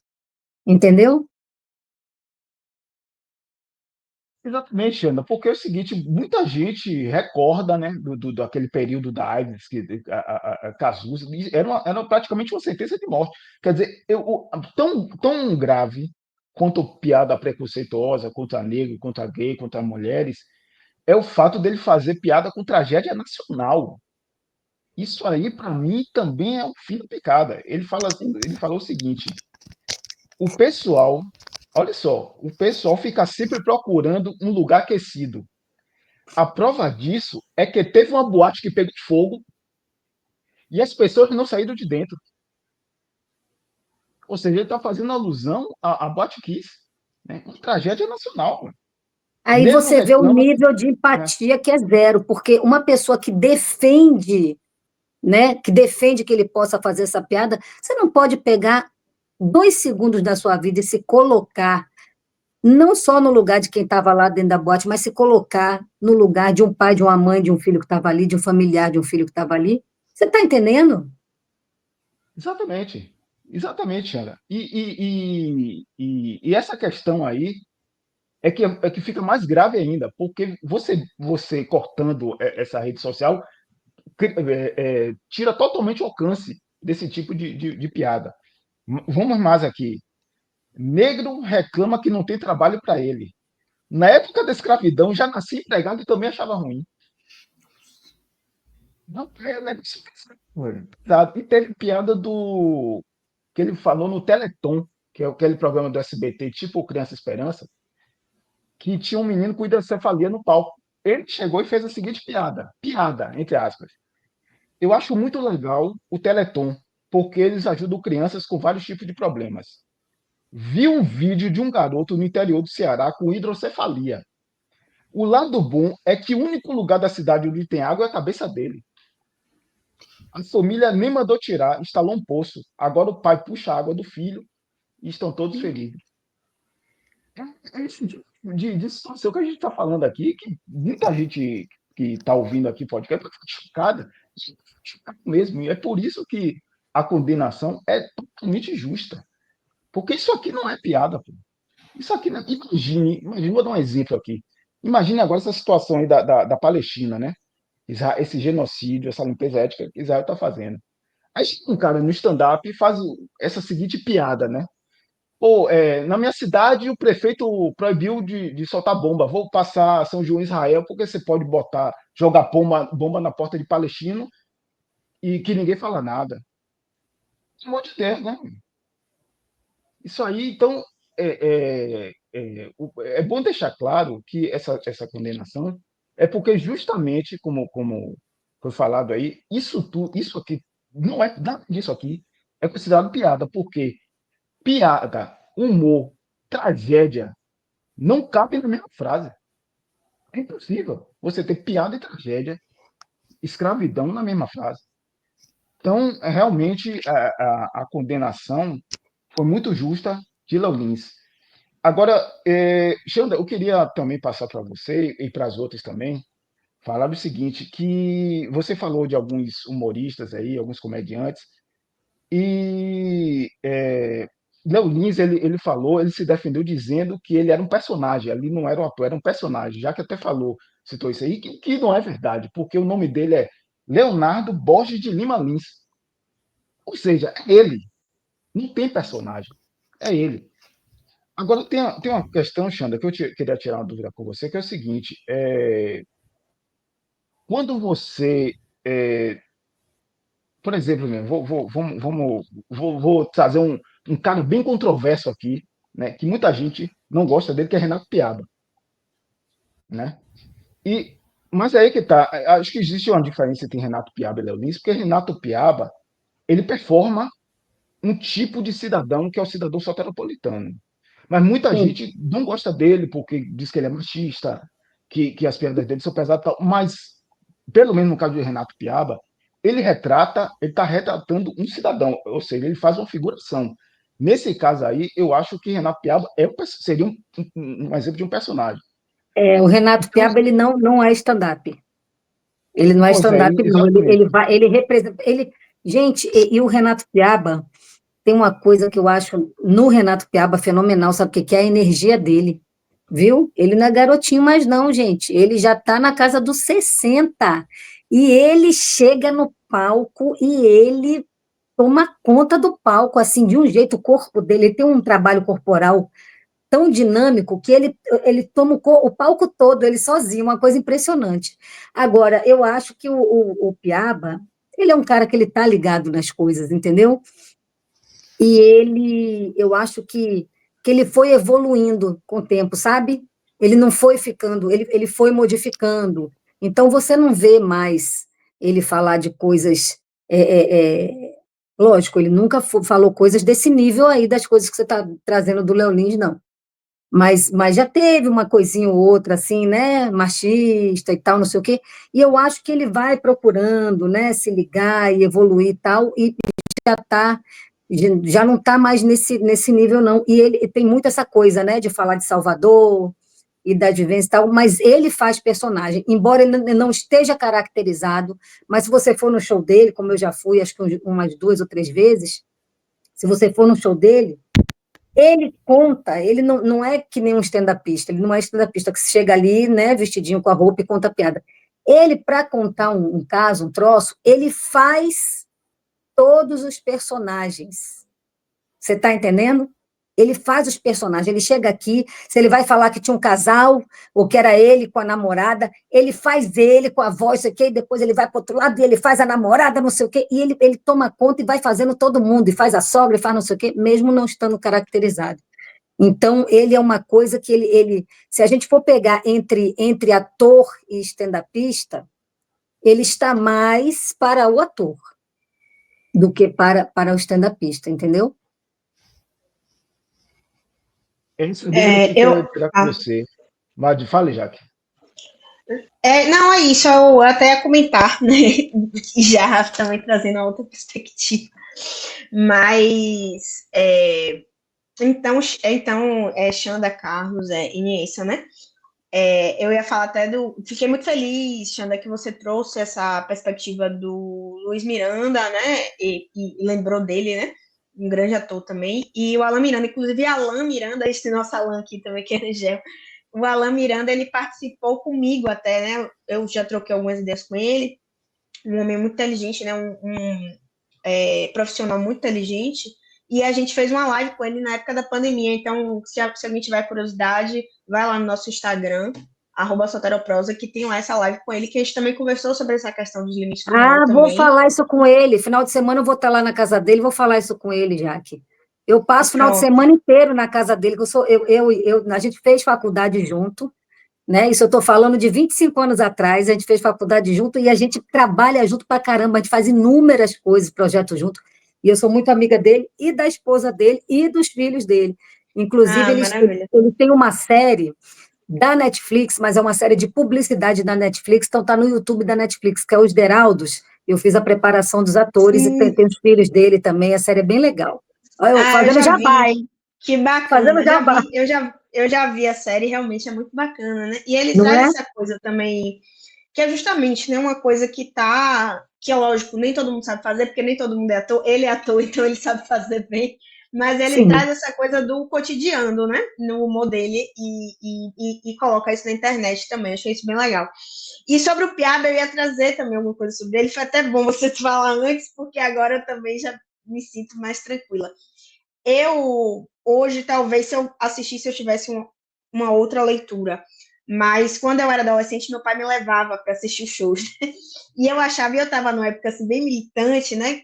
Enfim, isso também não tem muito tempo. Tem um pouquinho de tempo, né? Tem uma década aí, mais ou menos. Mas não tem tanto tempo. Um pouquinho mais de uma década. Mas eu me lembro, assim, que a última vez que eu fui, eu já estava, acho que com uns 18, 19 anos. Mas eu, com adolescente, né? 13, 14 anos, eu ia lá assistir. E eu me sentia muito mal. Eu, assim, como plateia e como mulher, né, e jovem, né, eu me sentia muito mal pelo nível de objetificação das piadas dele em relação à mulher, entendeu? Eu me sentia muito mal. E aí, tanto que uma das últimas vezes ele chamou pra ir, eu falei, não vou. Acho que ele foi com minha mãe, mas eu não quis ir, porque da última vez eu me senti muito mal. Mas o terceiro espetáculo que eu fui, né? Isso deve ter mais ou menos uns 8 anos, mais ou menos, eu tô com 27. Eu tava, acho que com 18, 19, 20, por aí, né? Ele já estava fazendo piadas com homens também, e eu achei isso interessante, entendeu? E de uma forma menos também homofóbica, né? Porque a gente sabe também que a piada do homem, ele vai muito nessa questão da homofobia, que parte da misoginia, né? Porque a piada homofóbica tem a ver com a misoginia, tem a ver com o machismo, né? Então, essa diminuição da mulher, né? Sempre. Então, a piada homofóbica... A piada homofóbica, Jaque, me desculpe só te interrompendo rapidinho. Pode falar. A piada homofóbica, ela tem uma coisa que é o seguinte também, que a pessoa, às vezes, ela está fazendo a piada, mas ela fala assim, não, mas estou fazendo uma piada, mas eu não sou homofóbico. Isso é homofobia recreativa. Às vezes a pessoa realmente ela se entende, se diz não homofóbica, mas continua fazendo piada de homofobia recreativa, entendeu?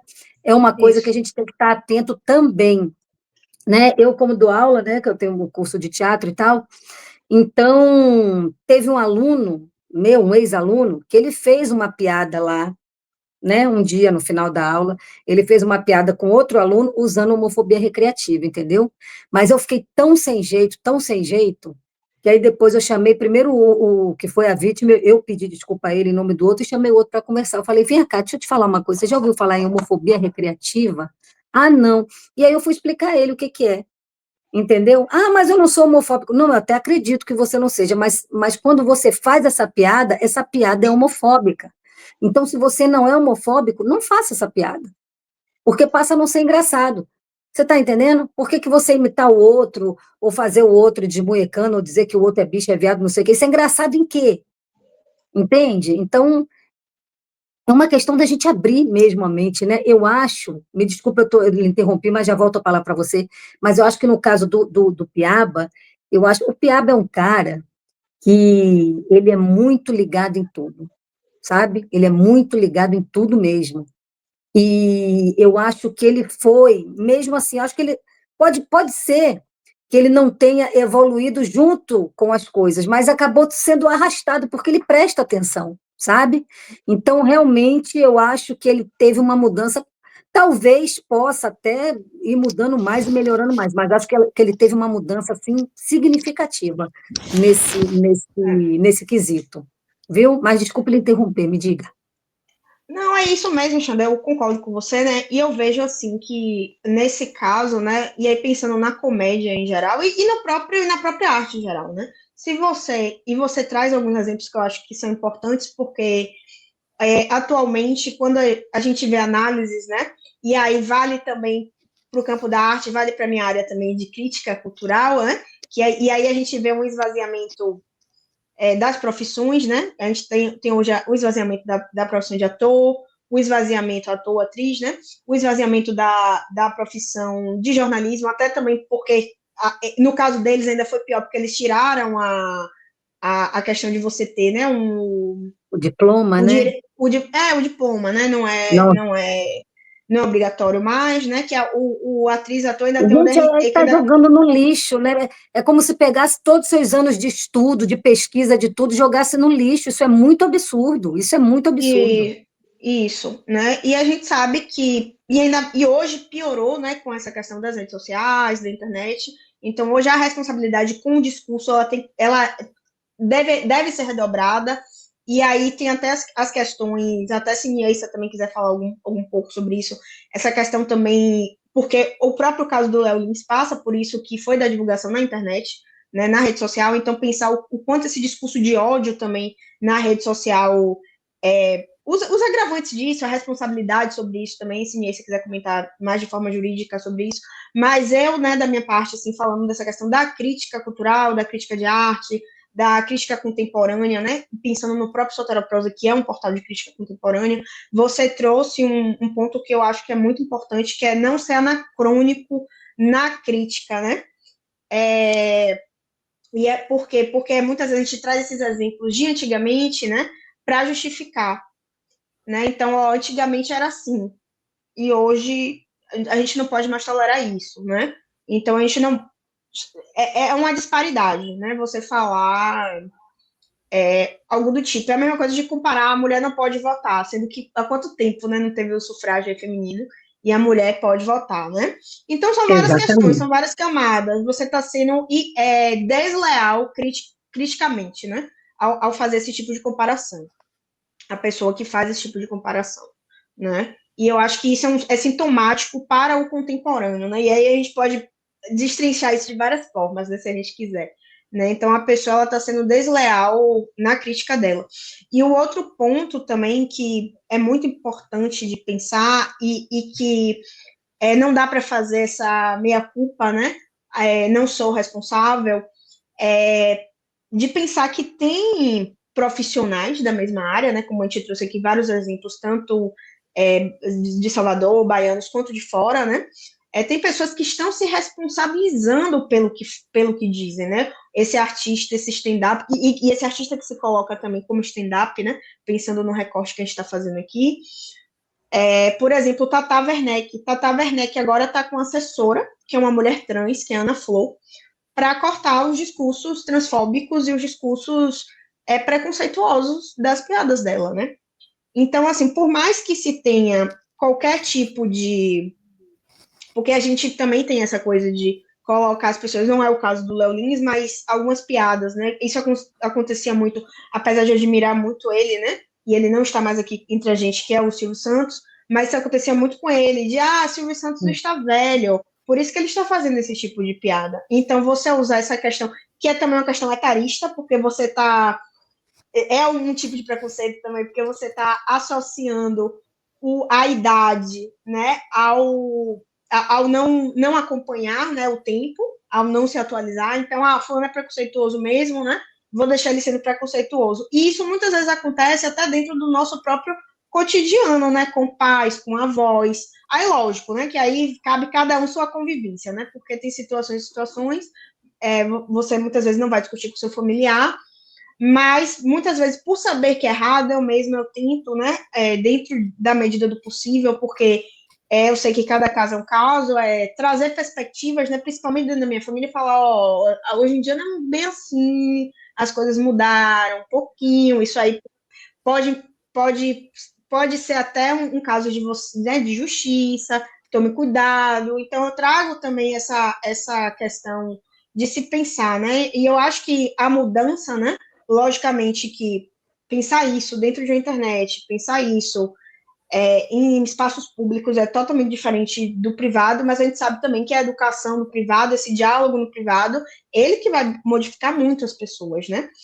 E começa justamente, a pessoa vendo uma notícia dessa, pô, Léo Lins que cometeu crimes de racismo, de homofobia, de gordofobia, de capacitismo, enfim, de pedo, né? Que, enfim, né? Que a gente tem que cortar aí a censura. Então, eu mesma estava vendo também piadas dele relacionadas a isso, que eu fiquei também totalmente choque, assim, eu não sabia que era para tanto, né? Por exemplo, uma piada desse teor, né? De pedo. Ele fala assim: uma vez eu estava no evento, o garçom chegou para mim: você quer um uísque com energético? Eu falei: tá maluco, rapaz? O uísque para mim tem que ser igual a mulher, puro e com 12 anos. Então, ele faz uma piada machista e pedo, né? Total. Porque ele está Gente, objetificando uma criança.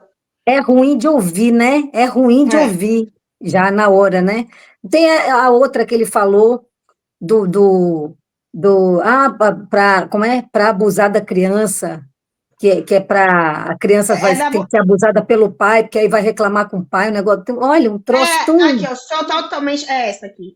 Eu tô aqui no portal do Terra, né? Eles botaram as notícias aqui. Ele fala: sou totalmente contra a pedo.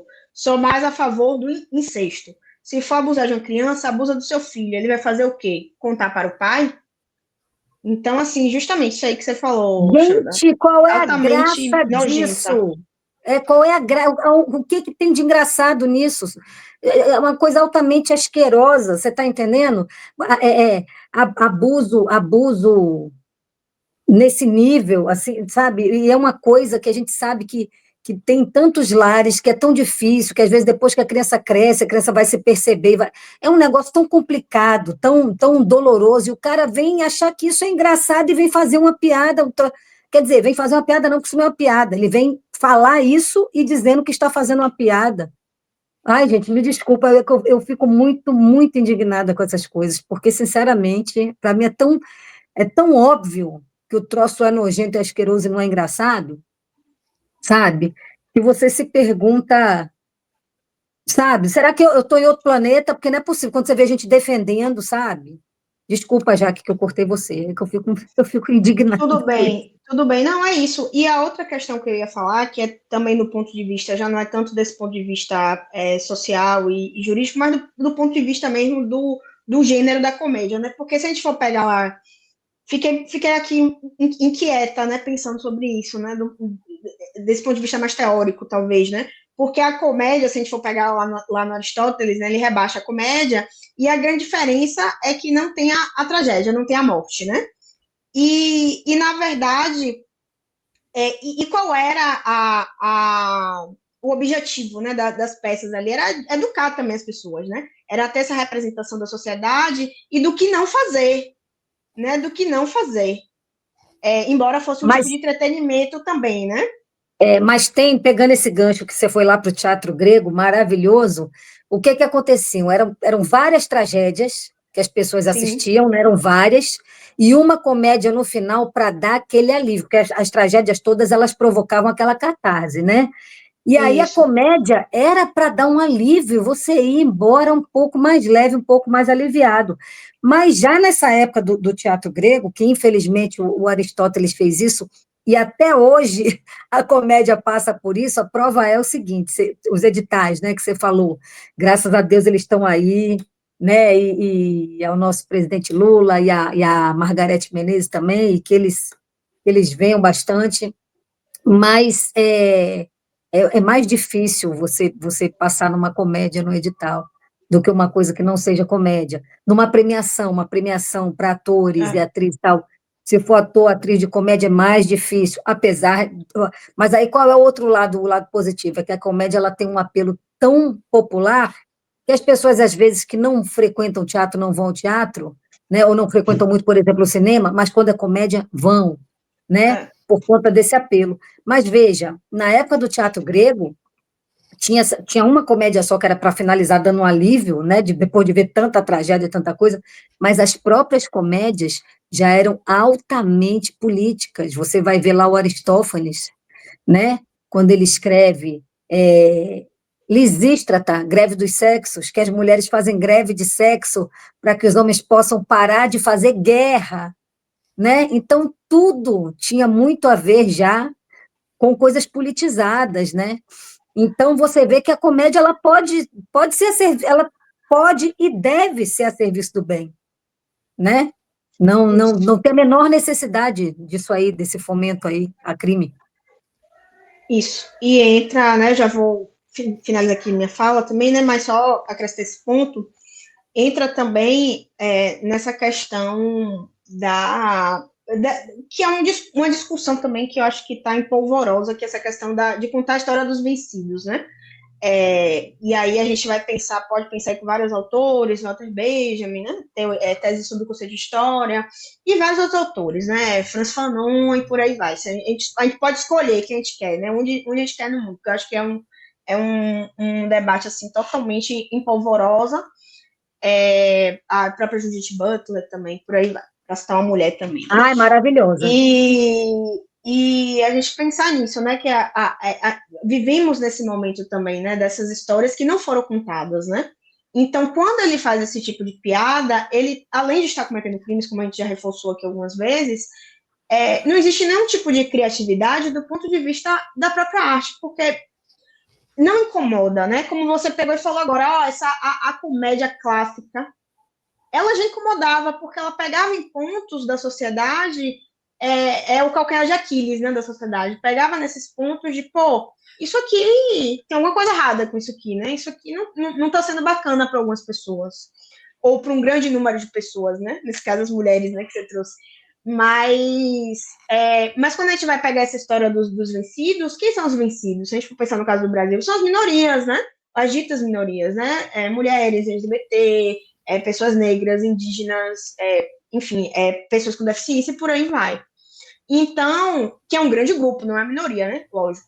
Então, quando ele faz isso, ele só está reforçando ainda mais um estereótipo e não tem criatividade na arte dele, porque a arte não incomoda, né? Então, não é uma boa arte, para mim também não é uma boa comédia, não só pelo teor, mas justamente por isso, porque do ponto de vista da estrutura não tem nenhuma novidade ali, que é diferente, por exemplo, desses outros artistas que a gente já citou aqui, que trazem pensamentos, pô, isso aqui realmente, aí você traz essa questão da camada popular da comédia, que eu acho que também é ultra importante a gente pontuar, porque move massas, então você está falando com uma massa ali, né?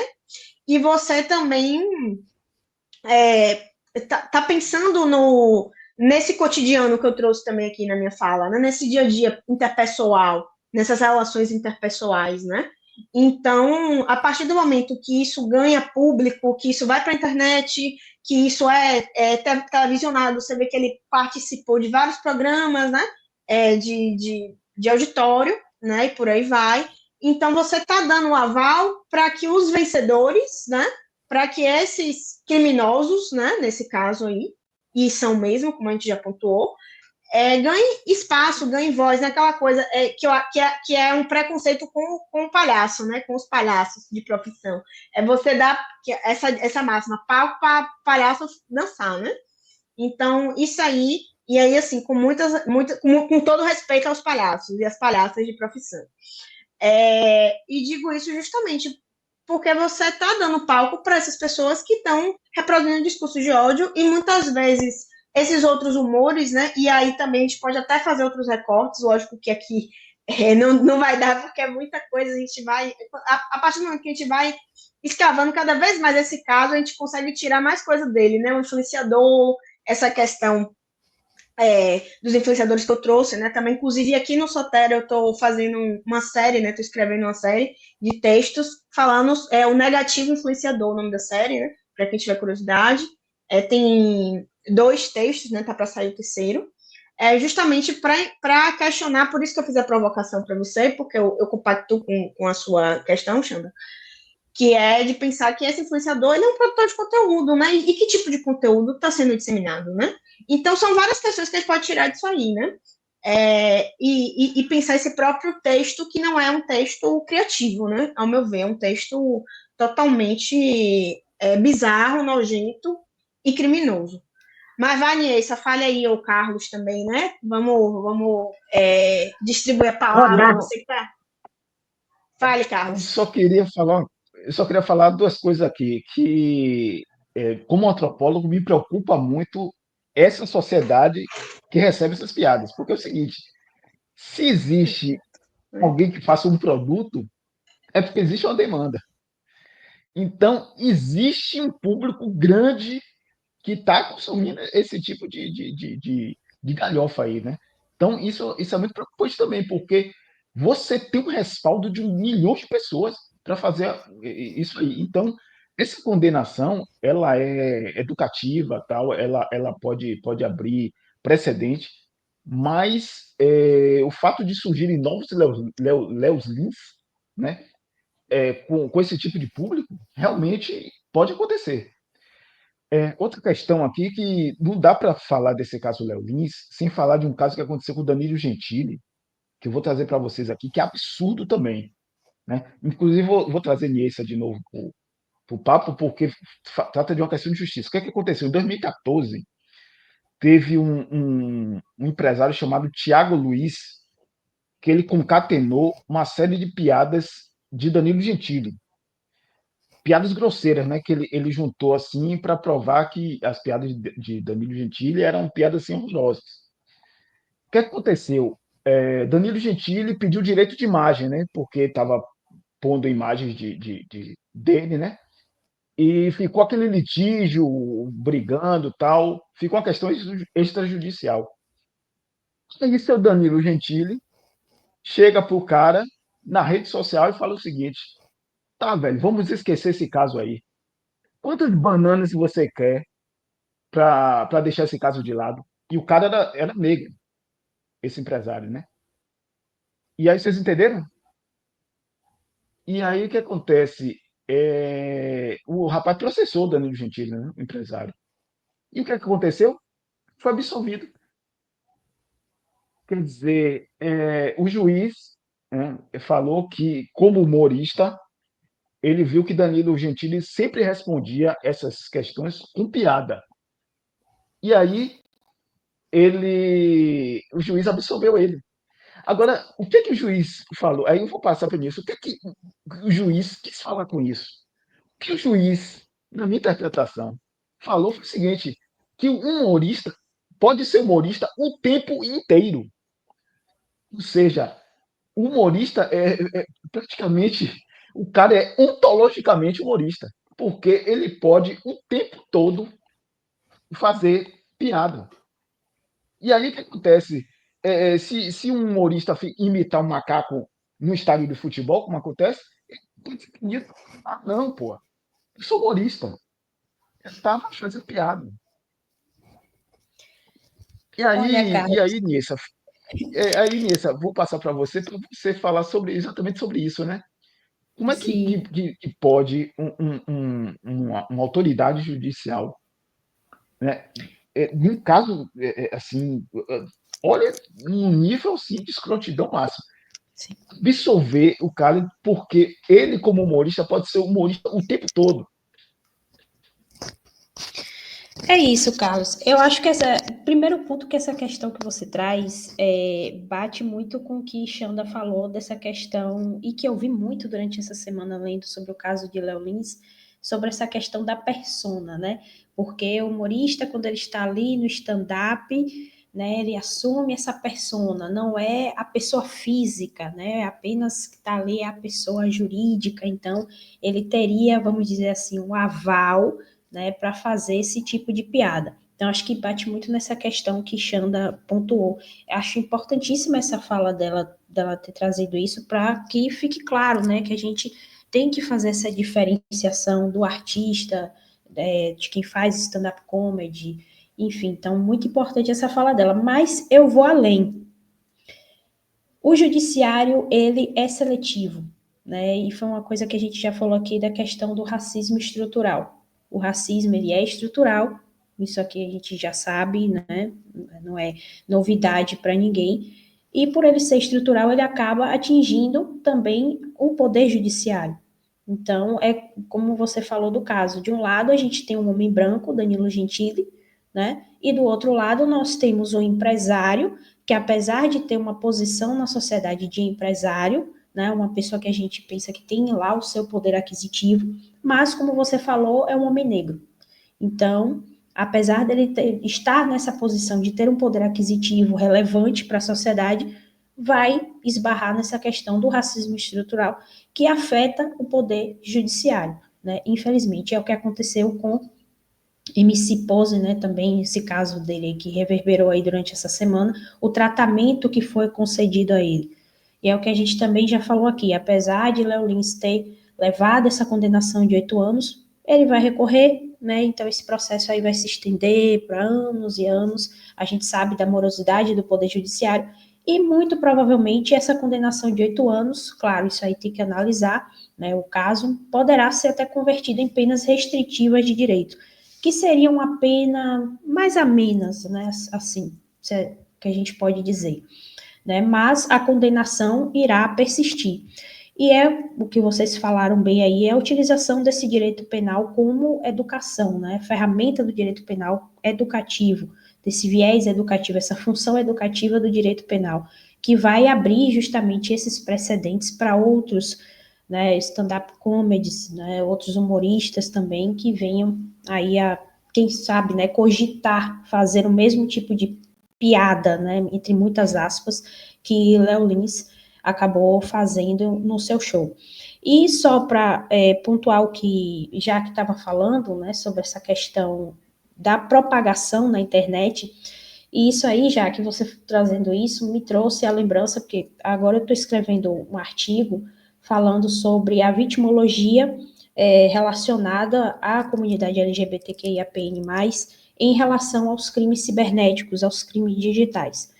É tudo muito novo para a gente, né, falar de direito digital, de direito cibernético, porque anos atrás a gente nem pensava em ter internet, né? Aí agora que a gente tem, a internet agora é palco e é instrumento para o cometimento de crimes, né? Então, e as principais vítimas, mulheres, pessoas negras, pessoas com deficiência, capacitismo, né, como a gente bem falou aqui, e pessoas da comunidade LGBTQIAPN+.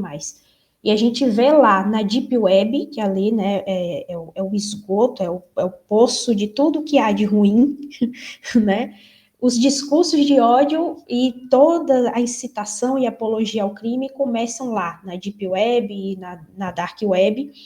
E o que é que acontece? Esses discursos, como de Léo Lins, né, essas piadas, entre muitas aspas, quando elas são colocadas na internet, isso serve de pretexto para a Deep Web sair de lá da Deep Web e vir para cá, para esse lado da internet, né, esse lado, vamos dizer assim, esse lado bonzinho da internet, né, que a Deep Web seria esse lado do mal e o outro lado de cá, para a gente que utiliza as redes sociais para trabalhar, para fazer podcast, como a gente está fazendo aqui hoje, seria o lado bonzinho da internet. Então, quando isso vem para esses discursos, né, de Léo Lins, ele é colocado no YouTube, é colocado em redes sociais como o TikTok, é compartilhado pelo Telegram, pelo WhatsApp, isso aí contamina a internet como um todo. Então, basicamente, a internet está virando uma grande Deep Web, né? Agora parece que não existe mais esse lado Deep Web e o lado não Deep Web. E é importante a gente ter muito cuidado com isso, porque no Brasil ainda falta essa legislação que é voltada para o direito digital, para o direito cibernético. É tudo muito ainda, sabe, muito esparso. A gente não tem algo que é focado diretamente para isso. Eu trago isso no artigo que eu estou escrevendo, essa falta dessa legislação mais específica. Claro, o Léo Lins, ele foi condenado com base na lei de racismo, né? A gente, graças a Deus, a gente tem essa e outras leis também que podem servir para embasar esse caso, para a juíza sentenciar esse caso, mas ainda é preciso que a gente tenha leis mais específicas, para que a gente não venha a dizer, como muitos dizem por aí, que a internet é uma terra sem lei, que você pode chegar na internet, falar o que quiser, e postar o que quiser, e propagar o que quiser. Inclusive, essa semana está sendo discutido no Supremo Tribunal Federal, pelos ministros, se as o YouTube, Telegram, por exemplo, se eles podem ser culpabilizados por receber esses vídeos, né, essas postagens, e também pela disseminação. Então, está tendo essa discussão ainda, mas é uma discussão ainda muito... Está muito dividido isso, é uma discussão ainda muito nova, ainda é preciso que a gente estude mais sobre a internet, né, como é que funciona essa máquina que é a internet, né, então são estudos ainda muito iniciantes ainda, essas conversas ainda são muito iniciantes, mas que demandam uma grande urgência, né, por conta de todos esses casos que a gente vem vendo aí. Então, é necessário ter uma legislação própria para isso, para esses crimes, né? Porque é algo que está acontecendo com muita frequência, né? Vira e mexe, a gente abre aqui o computador, vai olhar na internet, vai assistir o jornal e vê alguém que sofreu com alguma situação de discurso de ódio, algum crime digital, né? E eu não falo também só de discurso de ódio, mas a gente tem muitos crimes contra as mulheres, pornografia de vingança, né? A questão do estupro virtual também já se fala sobre isso, a pedofilia através da internet, enfim, então tem uma necessidade muito grande para isso. Então é preciso trazer o legislador, é preciso que a gente também pense nesse lado de quando a gente for votar, né, ver quais são os projetos que os deputados, que os senadores têm para tratar sobre isso, né? Porque a internet está aí para todo mundo, as crianças estão usando a internet, né? Mulheres usam a internet, todo mundo usa a internet hoje em dia para trabalhar, para se divertir. Então não pode continuar essa terra sem lei, né? É preciso delimitar bem isso, definir quais as penas corretas para cada crime, como é que a gente vai criminalizar, como é que a gente vai debater sobre isso. Então é muito importante. Ok, meninas, vocês têm alguma coisa mais a acrescentar? Não, só vou fazer um paralelo só com a fala de Inêssa, muito rapidamente, porque você mesma trouxe um texto aqui para a gente no Sotério, eu já deixo também de indicação sobre a série Adolescência, né? E lógico que o debate aqui tem a ver com essa coisa da comédia, né? Não vou me fazer essa digressão tão grande, mas eu deixo porque é um outro fenômeno, né? Também nesse sentido da violência digital, né? Aí seu texto, né, para quem tiver curiosidade, coloca lá no Google, né? Que aí acha a gente no Soteroprosa, ou então procura mesmo lá Soteroprosa, vai na página de Niesta que você encontra, né? O texto que é o fenômeno incel e a construção da masculinidade na era digital. Reflexões a partir da série Adolescência. E aí, logicamente, né? Quem assistiu a série é uma série muito impactante, né? Muito pesada também, né? Então, tem gatilhos aí de feminicídio e de estupro, né? Também. Então, assim, e totalmente misógino, né? E entra no outro fenômeno que também a gente já escreveu aqui, que é essa questão do Red Pill, né? E o próprio, logicamente que eu não posso aqui fazer essa comparação porque eu não tenho estudo sobre isso, né? Para dizer, ó, esse público é o público Red Pill, né? Mas muitos desses comediantes, né? Se a gente for pegar lá perfis de comentários, por isso que eu tô falando, não posso generalizar, mas muitos são acompanhados por esse público, né? Que é esse público Red Pill, esse público misógino mesmo, né? Principalmente de homens heterossexuais, né, que preenche todos aqueles requisitos, né, homem branco, heterossexual, enfim, que tem muitos, né, alguns não têm essa questão de serem abastardos, mas muitos são abastardos também, né, fazem parte da classe média. Então, tem uma característica também, né? Quem é esse público que vai? Lógico que muitas mulheres vão também, muitas mulheres podem concordar, mas eu vejo também que é muito daquela questão de você replicar a opressão, né? A gente já conversou muito sobre isso aqui, fizemos agora um podcast no Carnaval, né? Falando sobre essa questão do assédio, e aí também já deixo de indicação para quem tiver curiosidade. Porque a gente fala dessa questão da reprodução do machismo, né, por parte das mulheres também nesse podcast, por isso que eu não vou entrar aqui nisso. mas tem esse público, né, majoritariamente masculino, que cobrem essas características que eu falei, né, fazem parte desse grupo, que não é a minoria, ou que não é, que eles se colocam, muitas vezes, eles até se apropriam desse discurso da minoria, falar, a gente que é a minoria agora, né, o mesmo é racismo reverso, que não existe, né, inclusive juridicamente não existe também,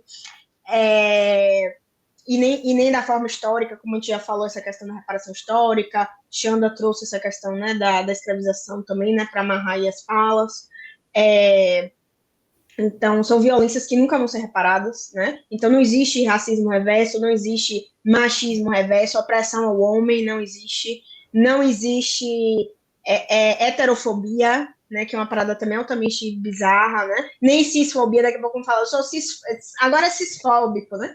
Que tem a ver com a questão das pessoas trans e não binárias. Então, é também uma apropriação desses discursos de militância, né, também que são colocados por essas pessoas, né, e muitas vezes também como piadas, né, para a gente voltar ao nosso tema, que repetida muitas vezes podem se tornar, a própria piada já é um crime, né, como a gente viu, e pode engatilhar outros crimes, né, reais, né, fora dali, né, então eu vejo que tudo acaba se correlacionando, né, tudo está confluindo, né, essa questão aí do Zeitgeist, né, do espírito do tempo aí, né, então são questões que a gente tem que ficar atento, né, atentas, e não ficar calada também, né, eu acho que lógico que vão ter situações que a gente vai acabar ficando calada por questão de segurança, né, mas o máximo possível de que que a gente possa falar e não ficar calada, né, dentro das situações, e calados, enfim, é importante, né, porque são questões muito tristes, nojentas, além de criminosas, né, principalmente, mas tristes, nojentas e que são totalmente contra uma equidade social e uma justiça social. Acho que para minha fala, finalizo aí, né? Minha fala. Se alguém mais quiser colocar mais alguma coisa, para a gente já ir finalizando também, fechando. Eu queria só... Vai.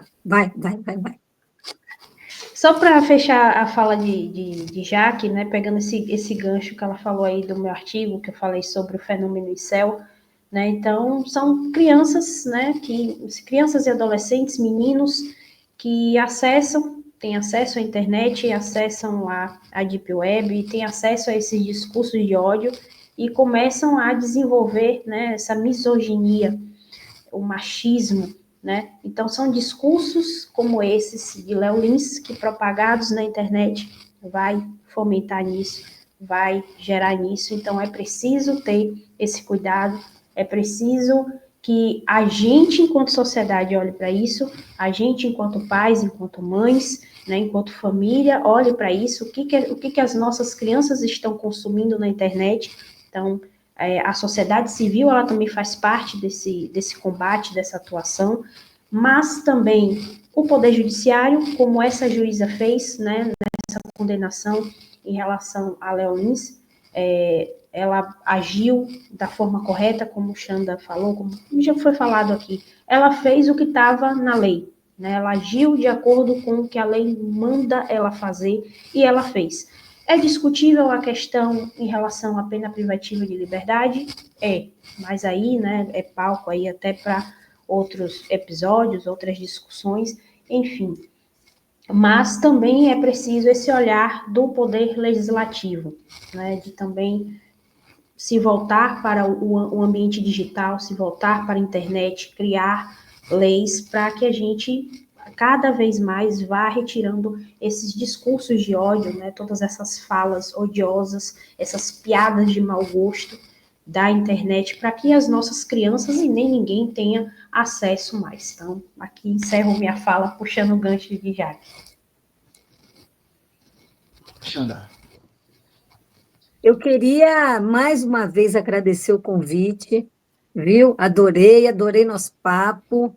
Quando quiserem, estou à disposição. Agora, no finalzinho, fiquei, às vezes, olhando aqui para o lado, porque já começou o Folha Entrevista, que é a live que tem às quartas no Folha Democrata, então eu tenho que dar um auxíliozinho no bastidor, eu também não queria sair daqui do papo, então por isso que eu fiquei olhando para o lado aqui um pouquinho. Mas sigam lá, viu, gente? Se inscrevam. Diga. Aproveitando, fale mais um pouquinho do Folha Democrata, que você participa como Pronto. ideia. Folha Fale um pouquinho aí para a Democrata. gente. Folha Democrata é um canal de notícias, um canal com viés progressista, né? A gente temos uma equipe que está crescendo, o canal também está crescendo, a gente está agora com 109 mil inscritos, né? Recebemos a plaquinha aqui de 100 mil do YouTube, é uma alegria, porque é muito trabalho, vocês sabem que vocês aí com a Soteroprosa também não devem parar, é muita coisa, né? E a gente tem uma programação que é de segunda a sexta, às 8 da manhã, a gente tem o Notícias da Manhã com o Pedro Zambarda, que também é do DCM, também é do Meteoro. À noite a gente tem às 21 horas, nas segundas, o Tarja Preta, com Pedro Zambarda e o Gustavo Mendes.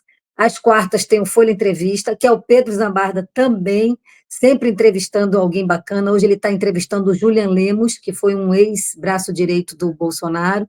Semana que vem ele vai entrevistar, na quarta que vem, o Rogério Correia, deputado. E a gente tem às quintas, às 21 horas, o Barzinho das Meninas, que eu apresento com a Sara Miranda, e sempre a gente convida mais alguém também, né? Então, semana passada a gente estava com a Sofia Labanca, do Meteoro, e assim vamos indo, né? Agora, no segundo semestre, deve começar também um noticiário na parte da noite, começando às 19 horas, e vamos indo, trabalhando para o canal crescer cada vez mais. Então é isso, gente. Finalizando aqui o nosso debate, né? E agradecendo a participação da Xanda Fontes, professora de teatro, a Niessa Pereira, nossa colunista advogada, a Jaque também, nossa colunista aqui, mestre em letras, estudante de cultura.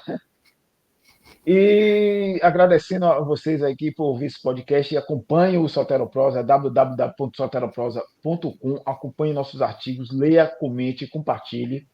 Esse debate vai estar no Spotify e no YouTube, canal com os mesmos nomes, Soteroprosa Olhares Contemporâneos. Acompanhe lá nossos debates, estão no Spotify e no YouTube, e também nossas lives no Instagram, né, @Soteroprosa, onde também fazemos cards de nossos conteúdos. Bom, gente, um abraço a todos vocês aí.